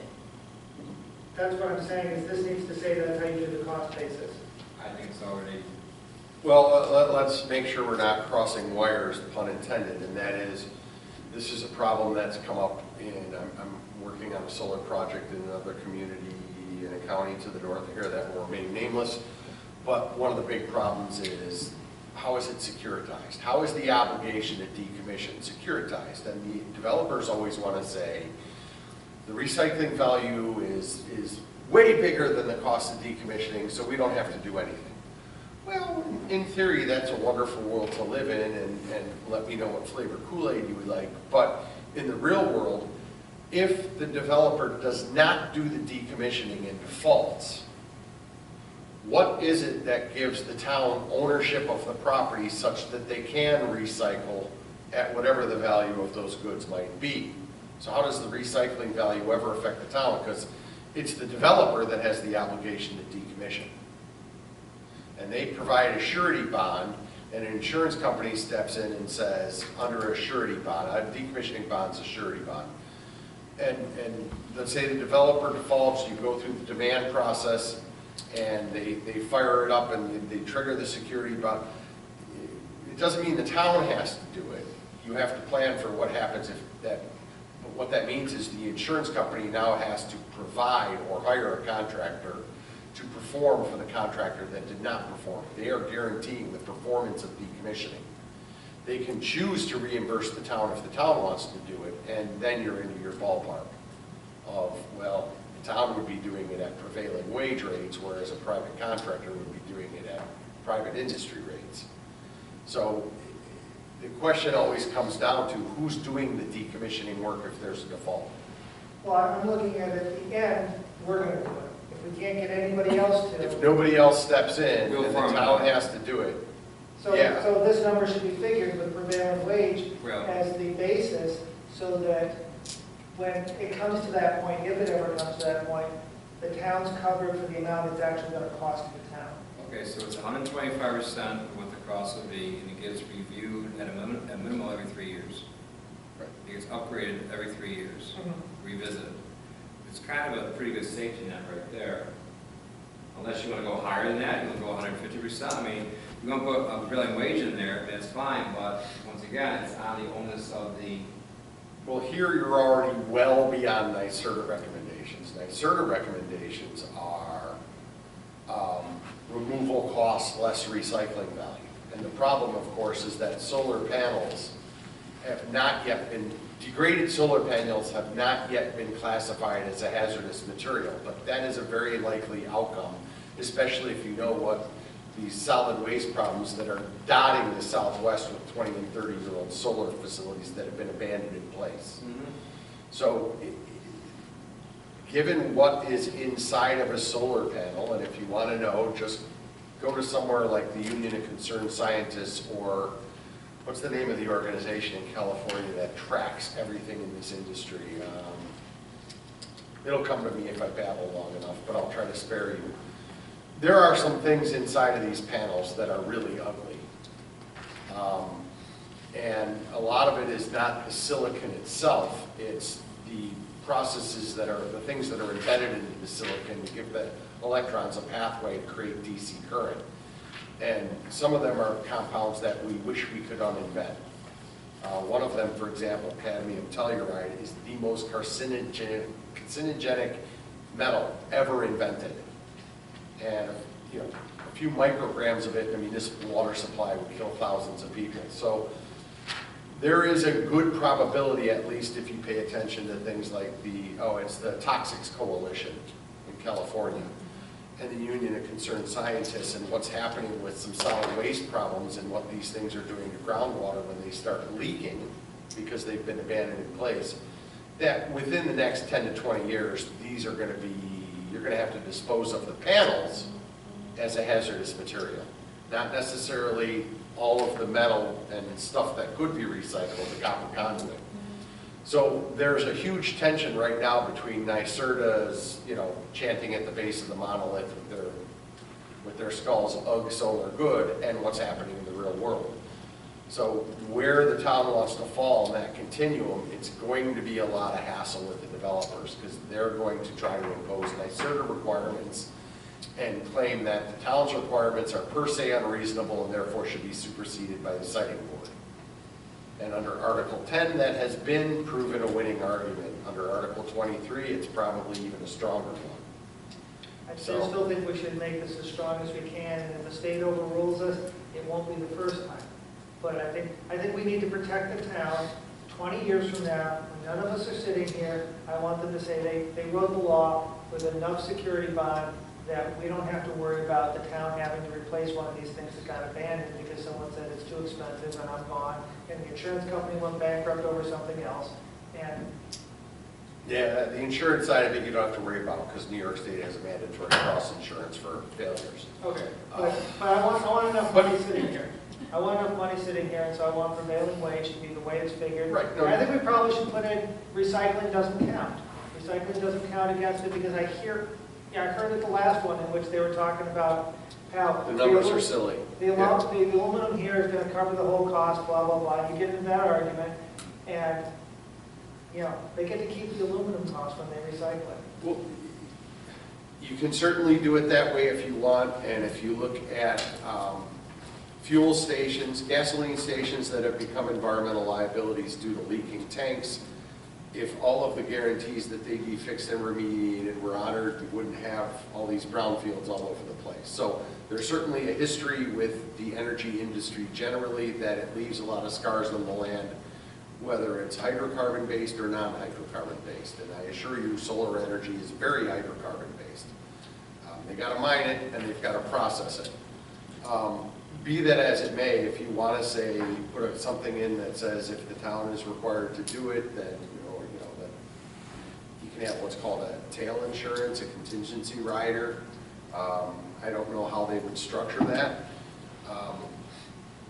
If you take out the recycling costs and loss of a permit and surrenders title to the goods, I don't know how you would do that without a taking. But we have a financial obligation here anyways, whether it be a development escrow agreement, a bond, letter, or credit, just like we did with the bond we just did for Milton Meadows. They don't do their stormwater, a very small example. So it sounds like we're on the performance bond, excuse me. So it sounds like, I just want to make sure it's enough. well, Joe's saying that. Well, I don't have a crystal ball. Well, what's enough? And what's enough? Well, what Joe's saying is that if you have a professional structural engineer do an estimate on what it's going to take to decommission, he's going to do it at private market rates. And if they default, the job would actually have to be done at prevailing wage rates. So the real number might be higher than what they estimate. I think that's what you're saying. That's exactly what I'm saying. And in part, administrative costs and that factor is what the 125 is designed to address. And if you think it should be 135 or something, I don't know where that would fall. Could we also, I mean, it says the estimate of costs shall be prepared, blah, blah, blah, and take into account inflationary rise. Could we also say take into account prevailing rates or something like that? Could that just, You could require that the estimate be prepared at current prevailing wage, but you better specify New York State. Because the federal prevailing wages are about 30% lower. yeah, so let's just So add at some that. point it'll be New York State prevailing rate. You could put it in. I'm just saying that the more you diverge from NYSERDA's of chanting at the monolith, the more likely you are to run into problems when you get into an actual large-scale review. But there's a risk-benefit analysis there, and that's for the board to decide. That is quintessentially a legislative matter. So let's put this in, unless people disagree, with the proper language. That would be under I think you hit New the York right State. spot to put it. New York State prevailing wage. Is that what you mentioned, Brown? Yeah, so annual costs shall take into account New York State prevailing wage and inflationary rise in surety amounts covered, et cetera, et cetera, et cetera. Okay. And where would we tuck that into this? She said. Right in I that did, middle I took paragraph. it in. License fee. Which In the annual- paragraph? So we're down to 1, 2, 3, 4, 5, 6, Line 7. 7. So it's a line 7 CJ. Annual cost shall take into account, The New York State prevailing wage, is that, okay? Yeah. yeah, comma, and then just keep on. Prevailing wage, et cetera, okay. All right. I think we need to be a little more specific in the law than et cetera. I think Oh, that, and inflation, okay, yeah. Make it grammatically correct. You know, the other things that you should do, those things, et cetera, et Okay. cetera. Any other ones? Well, my last question is all these comments that the county put forward, I think we really should Okay, take let me circle back here a minute. Does anybody else have any changes you want to make to this solar, I guess, renewable energy systems law? Are you looking at me?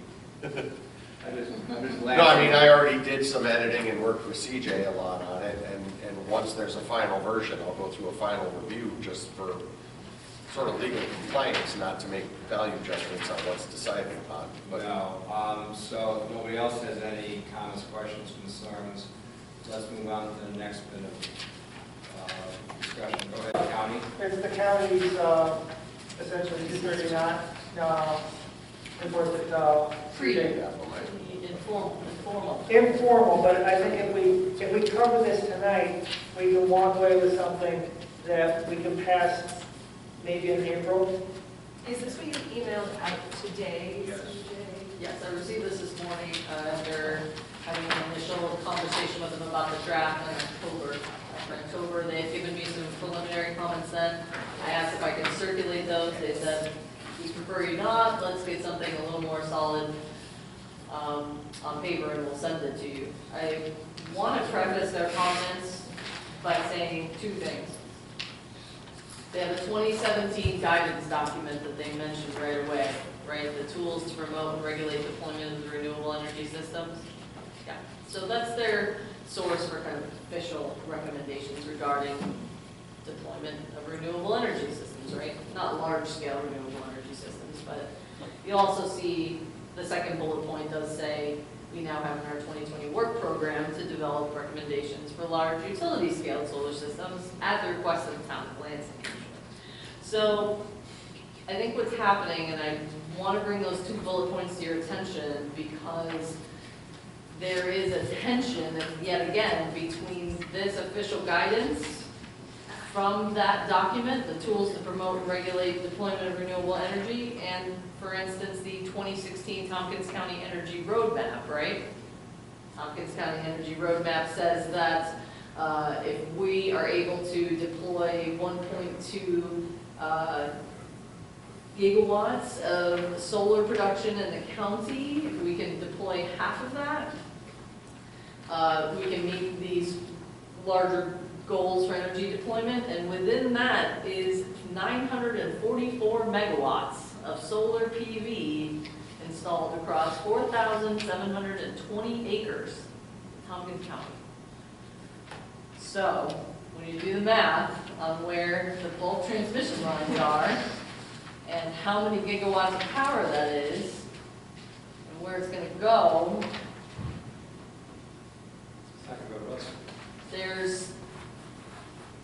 it's evident how these two things cannot exactly be in concert. So I want you to kind of look at the comments through the lens of, we're saying this, we need a limit on the size of these, and on this hand, we need 4,720 acres of PV to make our renewable goals possible.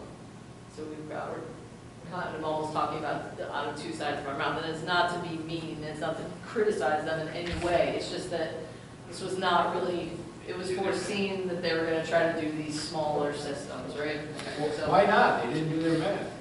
We wanted 500 individual projects. The math is good, right? 1 in 4 urban properties put a 4 kilowatt system up, right? 1 in 2 suburban properties put up 7 kilowatts. So that's every other house in the town of Lansing, right? And everywhere else in Tompkins County. And then 30% of all of our commercial, institutional, and industrial areas installed PV on their roof. And another 944 megawatts, which PS, I don't even know if we have that capacity on our bulk transmission lines. Not just in Lansing, but in Lansing and Enfield and Dryden, maybe. 4,720 acres, which is about 1.5%. And when you look at a proposal for 300 megawatts, that's approximately 1,500 acres, which is approximately 1% of the area of the town of Lansing. So the math works.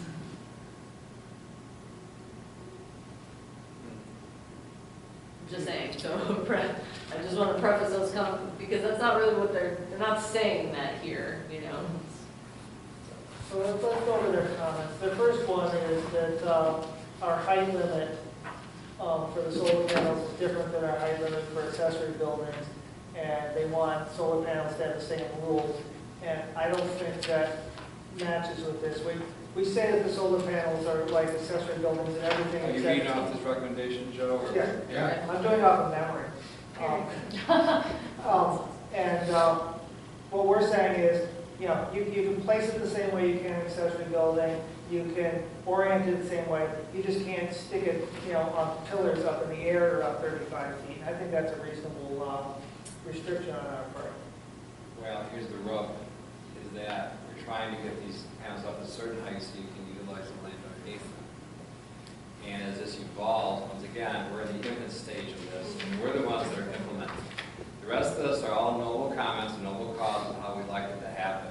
And here we are, right in the middle of the trench, figuring out how to do this. I think this is where the reality comes into the room, where how does this benefit Lansing?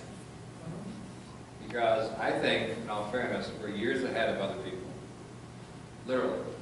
And when you try to implement it, that's where everybody kind of chokes on this, and we're going to try to implement it. I mean, like I said, the county with their 10 megawatts or 10 acres, whatever, okay. I guess if you want to have a bunch of, like we do up on Davis Road, that property, that's what, 25 acres, I think like that's like 5 megawatts? Mhm. Yeah. Okay, you're going to have a bunch of those. Okay, once again, how does this apply to Lansing and how do we utilize it? We'd rather have the county drive the bus. How about we get the realistic approaches of how we can implement this in Lansing? I'm agreeing with you, and I'm saying we should stick with our 18 feet, not put it 35 feet in the air. Can I have a moment? Okay. Okay, so now we're all on the same page. Okay, so you just want to Acknowledge what they're saying and say no. keep going. We should have said that 5 minutes ago. The second one I'm having trouble is when I went to 18, or 802, 18.1, it doesn't talk about the glare. So I think they got the wrong number there, and I'm trying to figure out where they're talking about. Well, I think that's what they're saying, is that it Sure. doesn't talk about. It doesn't talk about, it doesn't have anything to do with this. 1802, or 802, 18.1, talks about site plan review stuff, but it doesn't talk anything about glare, about the angles. 1-0. They missed a 0 at the end. Okay, thank you. I was having trouble finding it. It's very generic. It covers everything because it covers all different types. Doesn't really give you any consistency. 1.0 talks about motion detectors. Lighting, and that's likely where the glare Or glare. issues would be. Am I reading out the bottom here? Is that what I'm reading on this printout? Yeah. We're just saying that that just says that fugitive lights from the motion detectors doesn't glare out. It's not matching what they're saying. Well, okay, let's move forward here. Do we agree with the recommendation? I'm trying to figure out what they're commenting on. I can't find it here because I'm not clear what they're Do we have it addressed in our law, our proposed law with the glare? We don't address glare analysis specifically, but What you do is if there's a visual impact assessment, then that would be done through. Most of this is seeker oriented. Right, it's a seeker, there's a. Land use oriented. Right, and so there's a whole, so there's actually guidelines from DEC about visual assessments and the protocol that you would do. Okay, yeah, so there's DEC has a whole program policy on assessing and mitigating visual impacts that we would use in environmental quality review associated with this particular type of proposal and the whole workbook that goes along with it. I mean, I don't feel like we need to include all of seeker in this document on top of everything else. No, I'm just not sure what they're trying to comment on. They're trying to think say actually- add glare. I think they're trying to, yeah, I think they're saying, when you do the site Yeah. plan review, also look at the glare. Glare, yes. Actually, I think what they're saying is they're more interested in the angle than the tinting of it. You know, so glare quality depends on the angle, the insulation, and the specific problem. All right, let's circle back. What do you want us to say for benefit of our town? I'm just asking if there's, what they're trying to tell us to do. Now I'm really gonna rub. Because I don't want them to tell us what to make. No, what are they suggesting? Because if I don't understand what they're suggesting, I don't feel like I can say yes or no to it. They want us to include glare analysis as part of any kind of solar project, but they're forgetting that that's already part of. And you're saying that's already- Okay, It's already that's- woven into Got it. to the law. Okay. I mean, okay. Okay, number 3 talks, we talked about seeding the So area. let's circle back. Number 2 is like already been covered. We just covered number 2, so we don't. So we don't, is that a no also? That's a no The also. whole point is to not have glare. The whole point is absorbing the light, Yeah. not reflecting it back out, that's what it is. I know. Do we want to put an exception in the area where we say they have to seed 20%? I know it says prime soils, but we want to say if you're putting it over a parking lot, that seeding and some of that other stuff doesn't apply, because that's what number 3 says, is if you're putting it over a parking lot, we're talking about a whole lot of stuff that might not apply. Like they did at the airport. Well, your runoff has already been addressed with the parking lots. You're not creating more impervious surface. Right, but then we talk about seeding and all this other stuff. They're forgetting about stormwater. They're just forgetting that it exists entirely. So that's already covered in a SWIP for any project. I'm just saying, some of our citing stuff talks about reseeding things, and, you know, do we want to say if you're building on a parking lot, or can planning board do that on its own? Oh, yeah, I mean, Do we want to require them to seed places that aren't prime farmland? I would. I think that's what they're saying. Don't restrict seeding to only prime farmland, do it everywhere that's not already a parking lot. That's 802, 18.7. So they're They're required to seed up to 20% of the total surface area. Because this is only talking about prime farmland or farmland of statewide importance. No, number 3, it says. No, I'm saying our law. Our law, which is 802, I'm 18.7. not reading, I'm using what they Well, say. I'm trying to blend these, I think is what you're trying to do, right? You're trying to weed this in to see if this follows ours. I don't want to encourage people to pave just to be able to get out of the seeding requirements. Or like No, some kind of. I wonder, do we want to increase the seeding requirements beyond just prime farmland? I think Is we'll my do question. that. I think Do we we'll- want to say, you actually have to seed the land that you do, do we want to make it not just prime farmland that we're asking that of, requiring that I of? mean, after they put up the, That's going to be part of the mitigation for the stormwater too. Yeah, Stormwater is going to require site stabilization. Oh, My comment is stormwater So covers that's this. already incorporated. so maybe you already covered it with stormwater. This is prime soils It in will town. So I guess maybe you could cite a project somewhere and that doesn't touch something there, but It's doubtful the type of sizes they want, though. this blue line I is was the gonna say, goal line. the blue line is where they want to be, and that's all the color. Within a That's half prime mile. soil. Yeah, within a half mile of that. Okay, so this looks like we've covered this. It's already there. Number 5, they just mentioned that you missed unique natural areas in one-year list. You put it in most of them, but one of them you missed it. What about 4? That's what we just talked about. No, we're talking about prime and 4. Okay, so you'll move on, that's fine. Right, so. Okay, so 4, you feel like was addressed? Well, Was addressed with this. Ford was addressed with the stormwater. No, the 4 is the 10 4 acre. addressed with. Oh, It's the amended 10 acre rule. Yeah, okay, They've changed their position.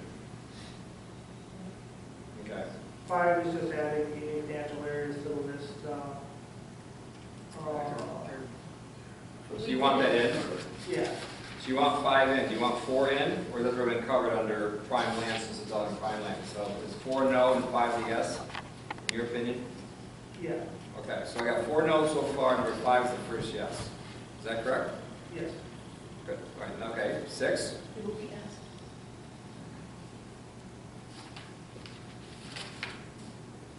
This gets more general, and I'd like to get CJ's recommendations, because they stop saying do this, and they start saying do these. And this is kind of a general.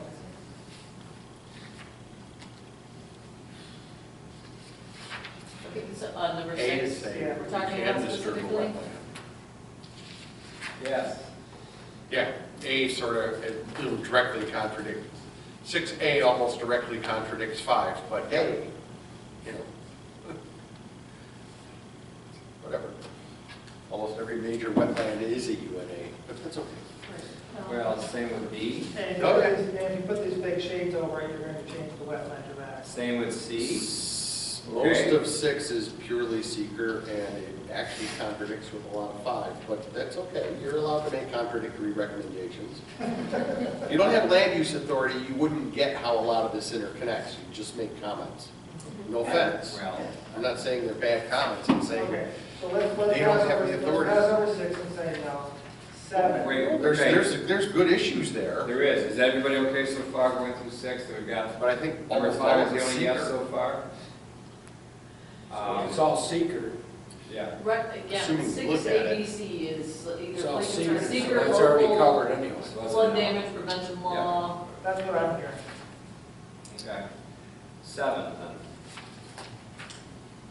7 gets a question of whether CJ starts talking about rewriting this a lot, which would be to split it into different kinds of wind energy. And I think the answer to that is we're not going to get any substantial large scale at all, right? I mean, my understanding from the wind speed maps is that the opportunity was in Ulysses, Enfield, and Newfield as far as large scale. If the technology changes, we can always amend it. Yeah. And we have to anyway, because we change in a way that we don't understand it.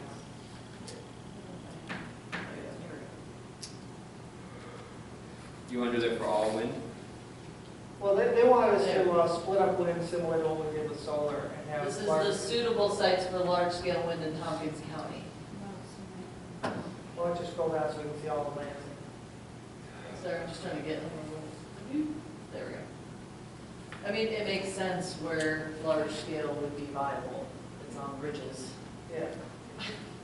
I don't see very many places in Lansing where. There's 0 places in Lansing. That's Not We what one. could go offshore, We do have one. Like what, in the valley of in the lake, yeah. And then I'll just got, again, not likely So, to, That was a Long Island joke, sorry. If you're familiar with what's going on there, I was off point.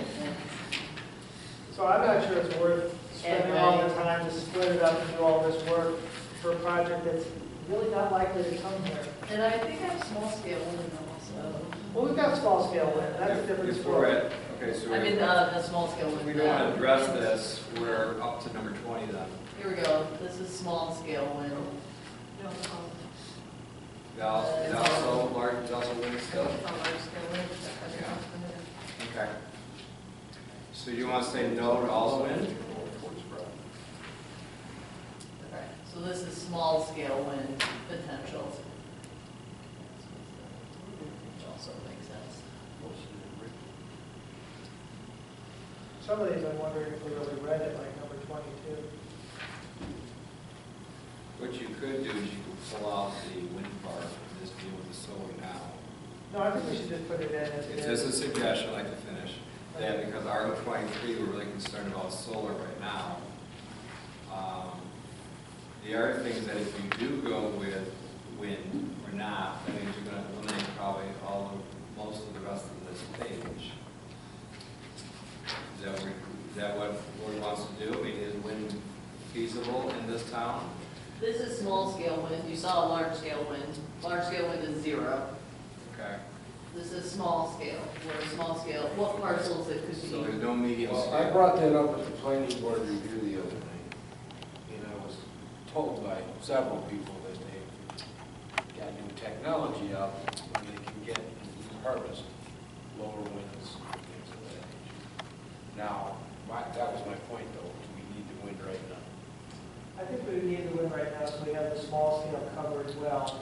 And we can split this up and do some more work on large scale if you think that that's coming with an idea of what it actually looks like. Because not knowing what this new technology is and what it's going to feel like and what it's going to be designed as makes it really hard for you to write laws about how you want it to fit into the community.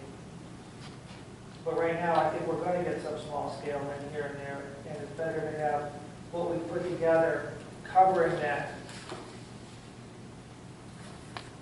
So I would leave it as it is. Small scale? I leave our wind in here as it is now, minus any little changes we've already made.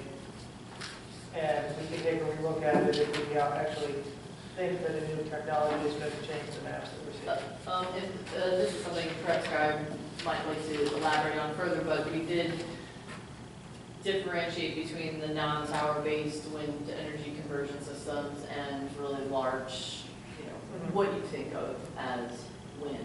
And now, it doesn't seem like, it seems like the county would prefer you do small, medium, large, like a typical. Very few communities have gone to 3 levels because the development is really either you're doing it for, if you're doing it for farm energy, you don't have a lot of regulatory control over that in the first place because it's really considered a customary agricultural use, so they're allowed to do it. And the marketplace really is differentiating between basically residential level and industrial level. The medium-sized towers, they don't seem to be going anywhere, even though a lot of communities like them because they don't have some of the bigger impacts that the bigger towers seem to have, visually, shadow flicker, subsonic thump, things like that. Some of which are scientifically debated, but that's not the point. The point is you look at the application based on where it's cited and see whether or not the science says there is a problem. So most of the ones I've seen have only gone 2 levels. They've created a cutoff point and said, if you're residential, non-commercial, low impact, you're doing it for your own home, for your own benefit, follow these general rules, don't drive your neighbors crazy, and if you're doing it commercially, then you're going to go through a full site plan review. That's what we've said, small, so 702.14 articulates the conditions by which you could get a zoning permit. As long as you meet those 8 conditions in 702.14, you could get a zoning permit. You can come into the office, we'll review the plan, just like Lynn would, any other plan that was subject to a zoning permit. But if you're coming in with, and that would be applicable in those areas, you could do something, I think it's up to, I want to say 30 feet tall is what you are permitted to do. Yeah, under 30 feet tall. Then there are different technologies that go with that. But then once you're above that threshold, you are a large-scale system, and PS, there's nowhere for you to go. Tipping point. Yep. Right, I mean, the planning board can exercise its discretion based on whether this is 3 medium towers or 11 large towers to impose the conditions to mitigate the impacts that are in play. But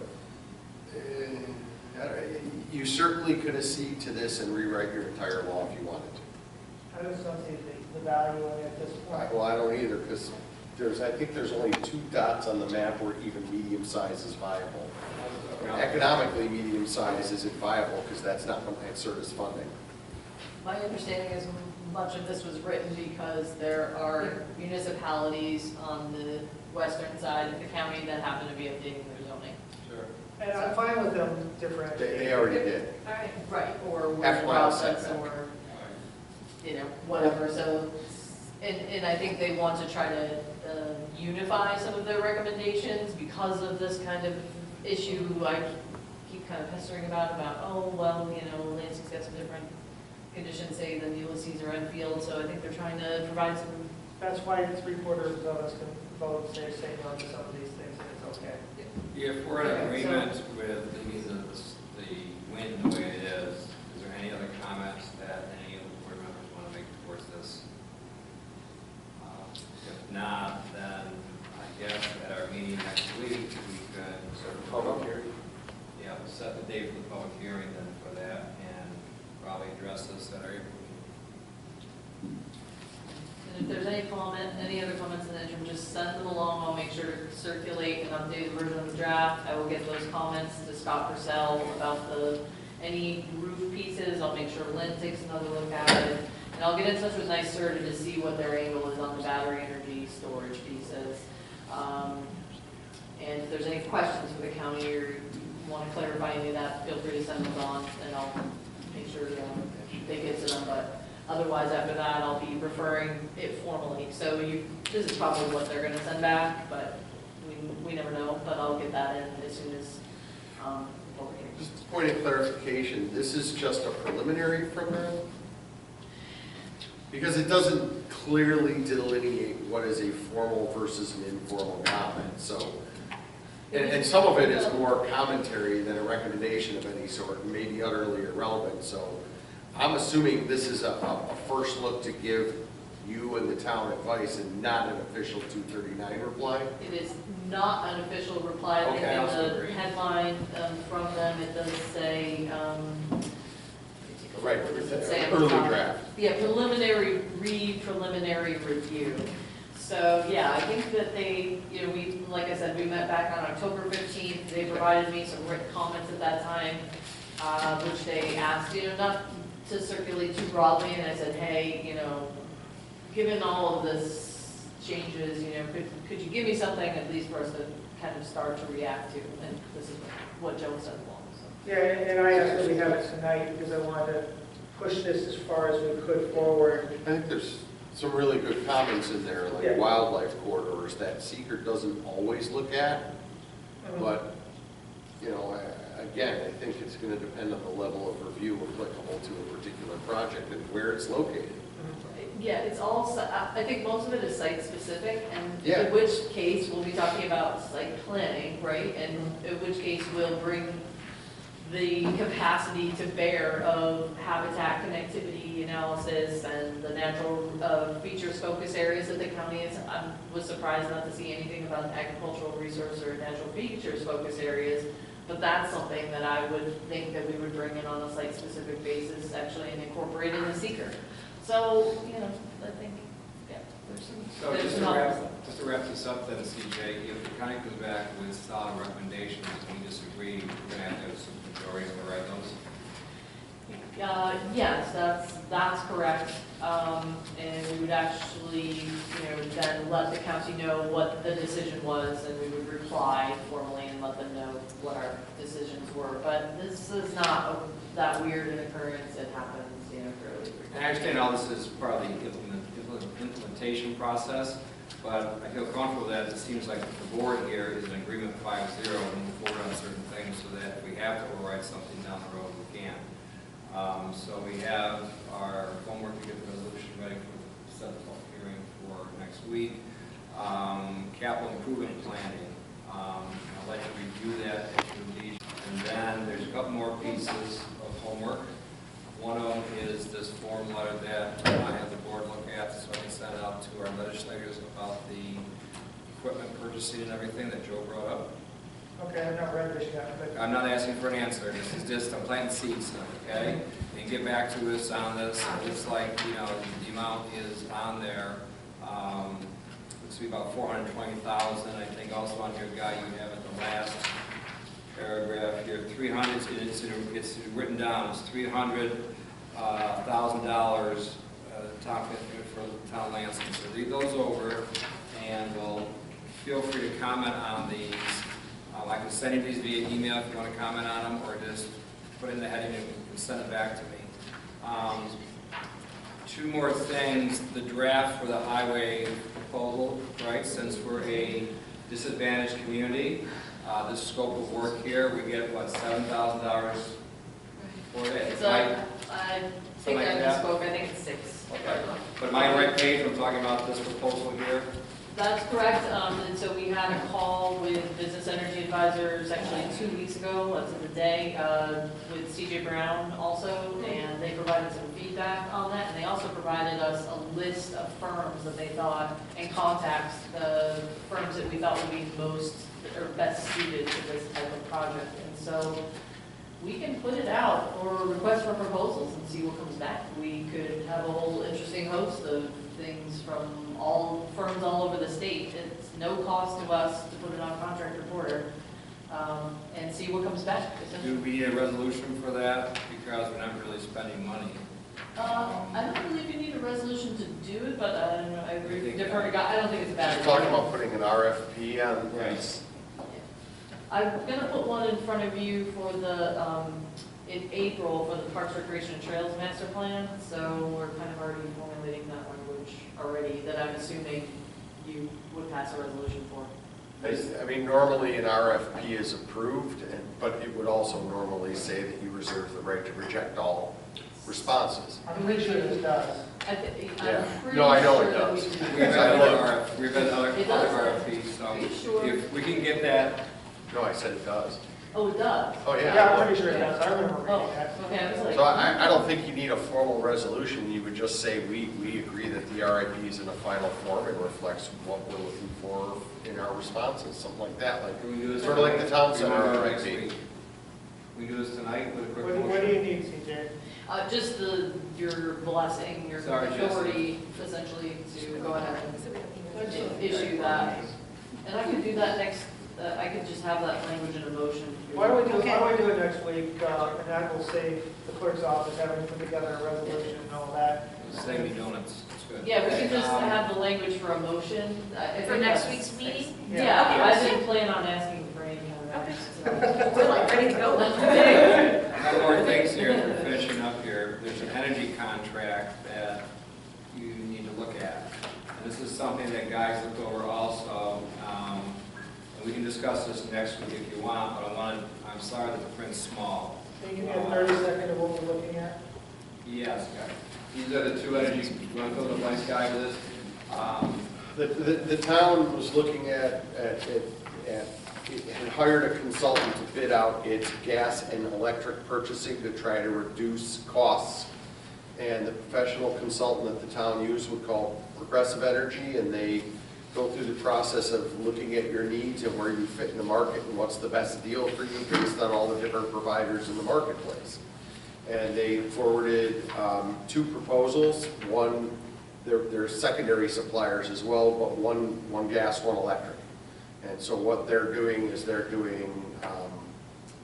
way the market works is they do production purchasing in the commodity field.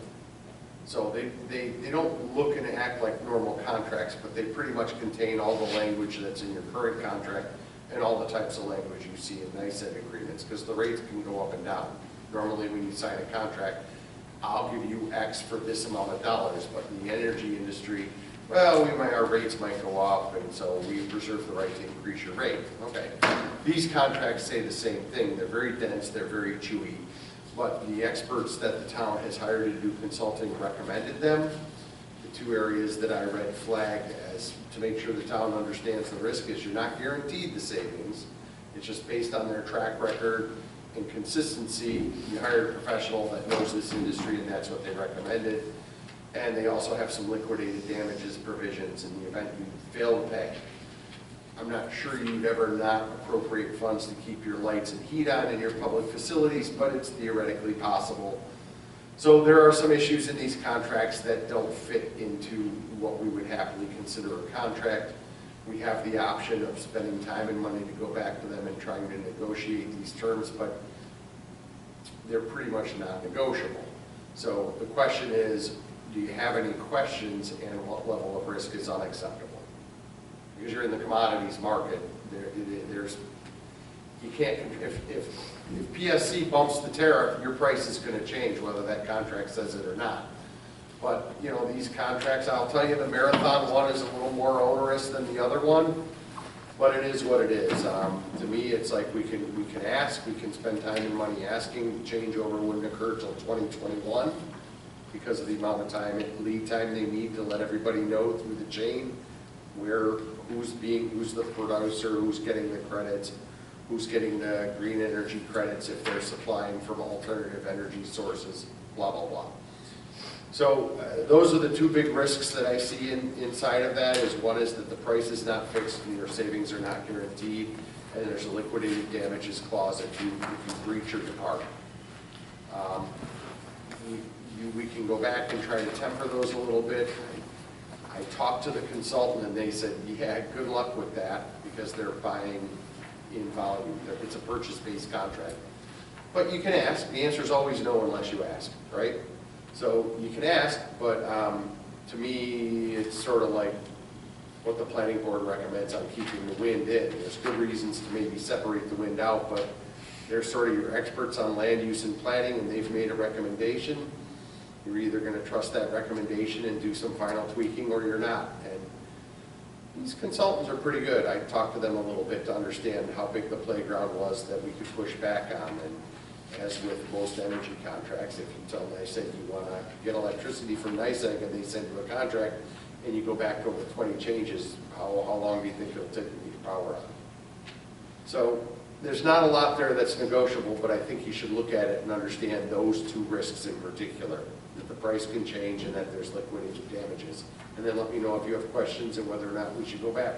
What type of time frame are we looking to say yes or no on this? Well, I don't think we have a hard time frame. I think April would probably be the longest you'd want to go, given the notice and lead time that you need through National Grid and NICEAG, because NICEAG's your base provider. Charmaine was hoping to have this tackled in March. How do these compare to our current contract? Pretty similar. So it's. Almost the entire industry has these clauses. It's like going to a rental car agency and arguing with National about some of their terms when Hertz and Budget have the exact same terms. It's sort of like that. But again, It's not a huge amount of risk we're talking about, because it's the same deal if you want gas and electricity, is what you're saying. that's one way to look at it. But again, truthfully, the answer is always no unless you ask. So decide what you want to ask, because you're probably only going to have one shot at it. So, one more thing, this is not scolding, but Charmaine's asked twice via email about this consortium and about this, it's called the MCA on here, the Municipal Cooperative Agreement, and they need an answer by Friday. And she's not going to be in the office on Friday, so now we're going to Thursday, which is tomorrow. And this looks pretty well boilerplate, cookie cutter. I think Guy had some comments on it. He No, did, I had so did written stuff down Ulysses, so I can answer and questions. you read those also, right? I have not gotten a chance to read through all. I'm not throwing stones, I'm simply saying that this is not like it's going to be done next week by the consortium. It was a process, I think, almost like 6 more months before they finally weave into that area. Their schedule is to have everybody approve it in July, and a change to the intermunicipal agreement, or MCA, requires unanimous approval by all participants. So what they're trying to do is make sure that the comments are in the door, and Ulysses was the only one that commented, and their comments were pretty comprehensive, and their answers were a couple non-answers, a few yes, that's a good idea, let's look at it, a pile of no's and a few yeses. So the issues that are there are not significant to a certain extent. That consortium's working really well. If it's not broke, don't fix it. But there are some structural issues in terms of, the special committee, the executive committee. It looks like participants will have a say in who's on the executive committee, because it could be a board of 11, but 10 of the spots are already spoken for. So it's a bit illusory that you're electing someone. So that's where how many do you want on that board? So those are the issues to look at is, how much say do you really have, and are the right people on that executive committee? And the answer appears to be yes. President, vice president, chief financial officer, joint committee chair, things like that. But read it. It's some interesting answers. But I have a bunch of notes if anyone has questions. Like I said, the time frame is not very long, unfortunately, but once again, we all have busy schedules, we all have other stuff to do, we're very busy here, so I don't have one negative thought about any of these board members as far as working together. It's simply that, a lot of this stuff you look at, and I haven't seen any red flags with this consortium. I mean, when it first started, it was a godsend compared to what we were doing before, and they've done a tremendous job gathering more customers. I mean, one year when it was, we had the aftermath of the 208 crash, we had to increase 22% our contribution to the state for the insurance and everything. So anyways, I guess, once again, I know people don't like to just blindly say yes, but I don't know how you want to phrase it in the email, but they're looking for an answer tomorrow. And maybe you reserve the right to say at this time, I have no questions. I'm fine with that. You want to say at this time and leave that door open? That's fair. Okay, I'm going to try it. Because like I said, look at tonight. We got 3 hours and we got a lot of good stuff done. We got so much fun. We're going to go right back at it next week. Well, we lost our entire audience. Yeah. Driven everywhere. So anyways, on that note, if there's nothing else, then go ahead. We're okay? Yeah, I was just saying we have a couple. Good. There they are. Ted's a diver. On that note, I guess Thank you so much. Should we adjourn? You okay? I want to pass a motion to get new chairs. You're gonna have this one. Oh, did you get the broken one? Yep. Yeah, you Yeah, got I the just, broken one. uh, What a This is one of Brown's contributions already, is to use a hard chair. I mean, so on that note, we're gonna adjourn for the evening.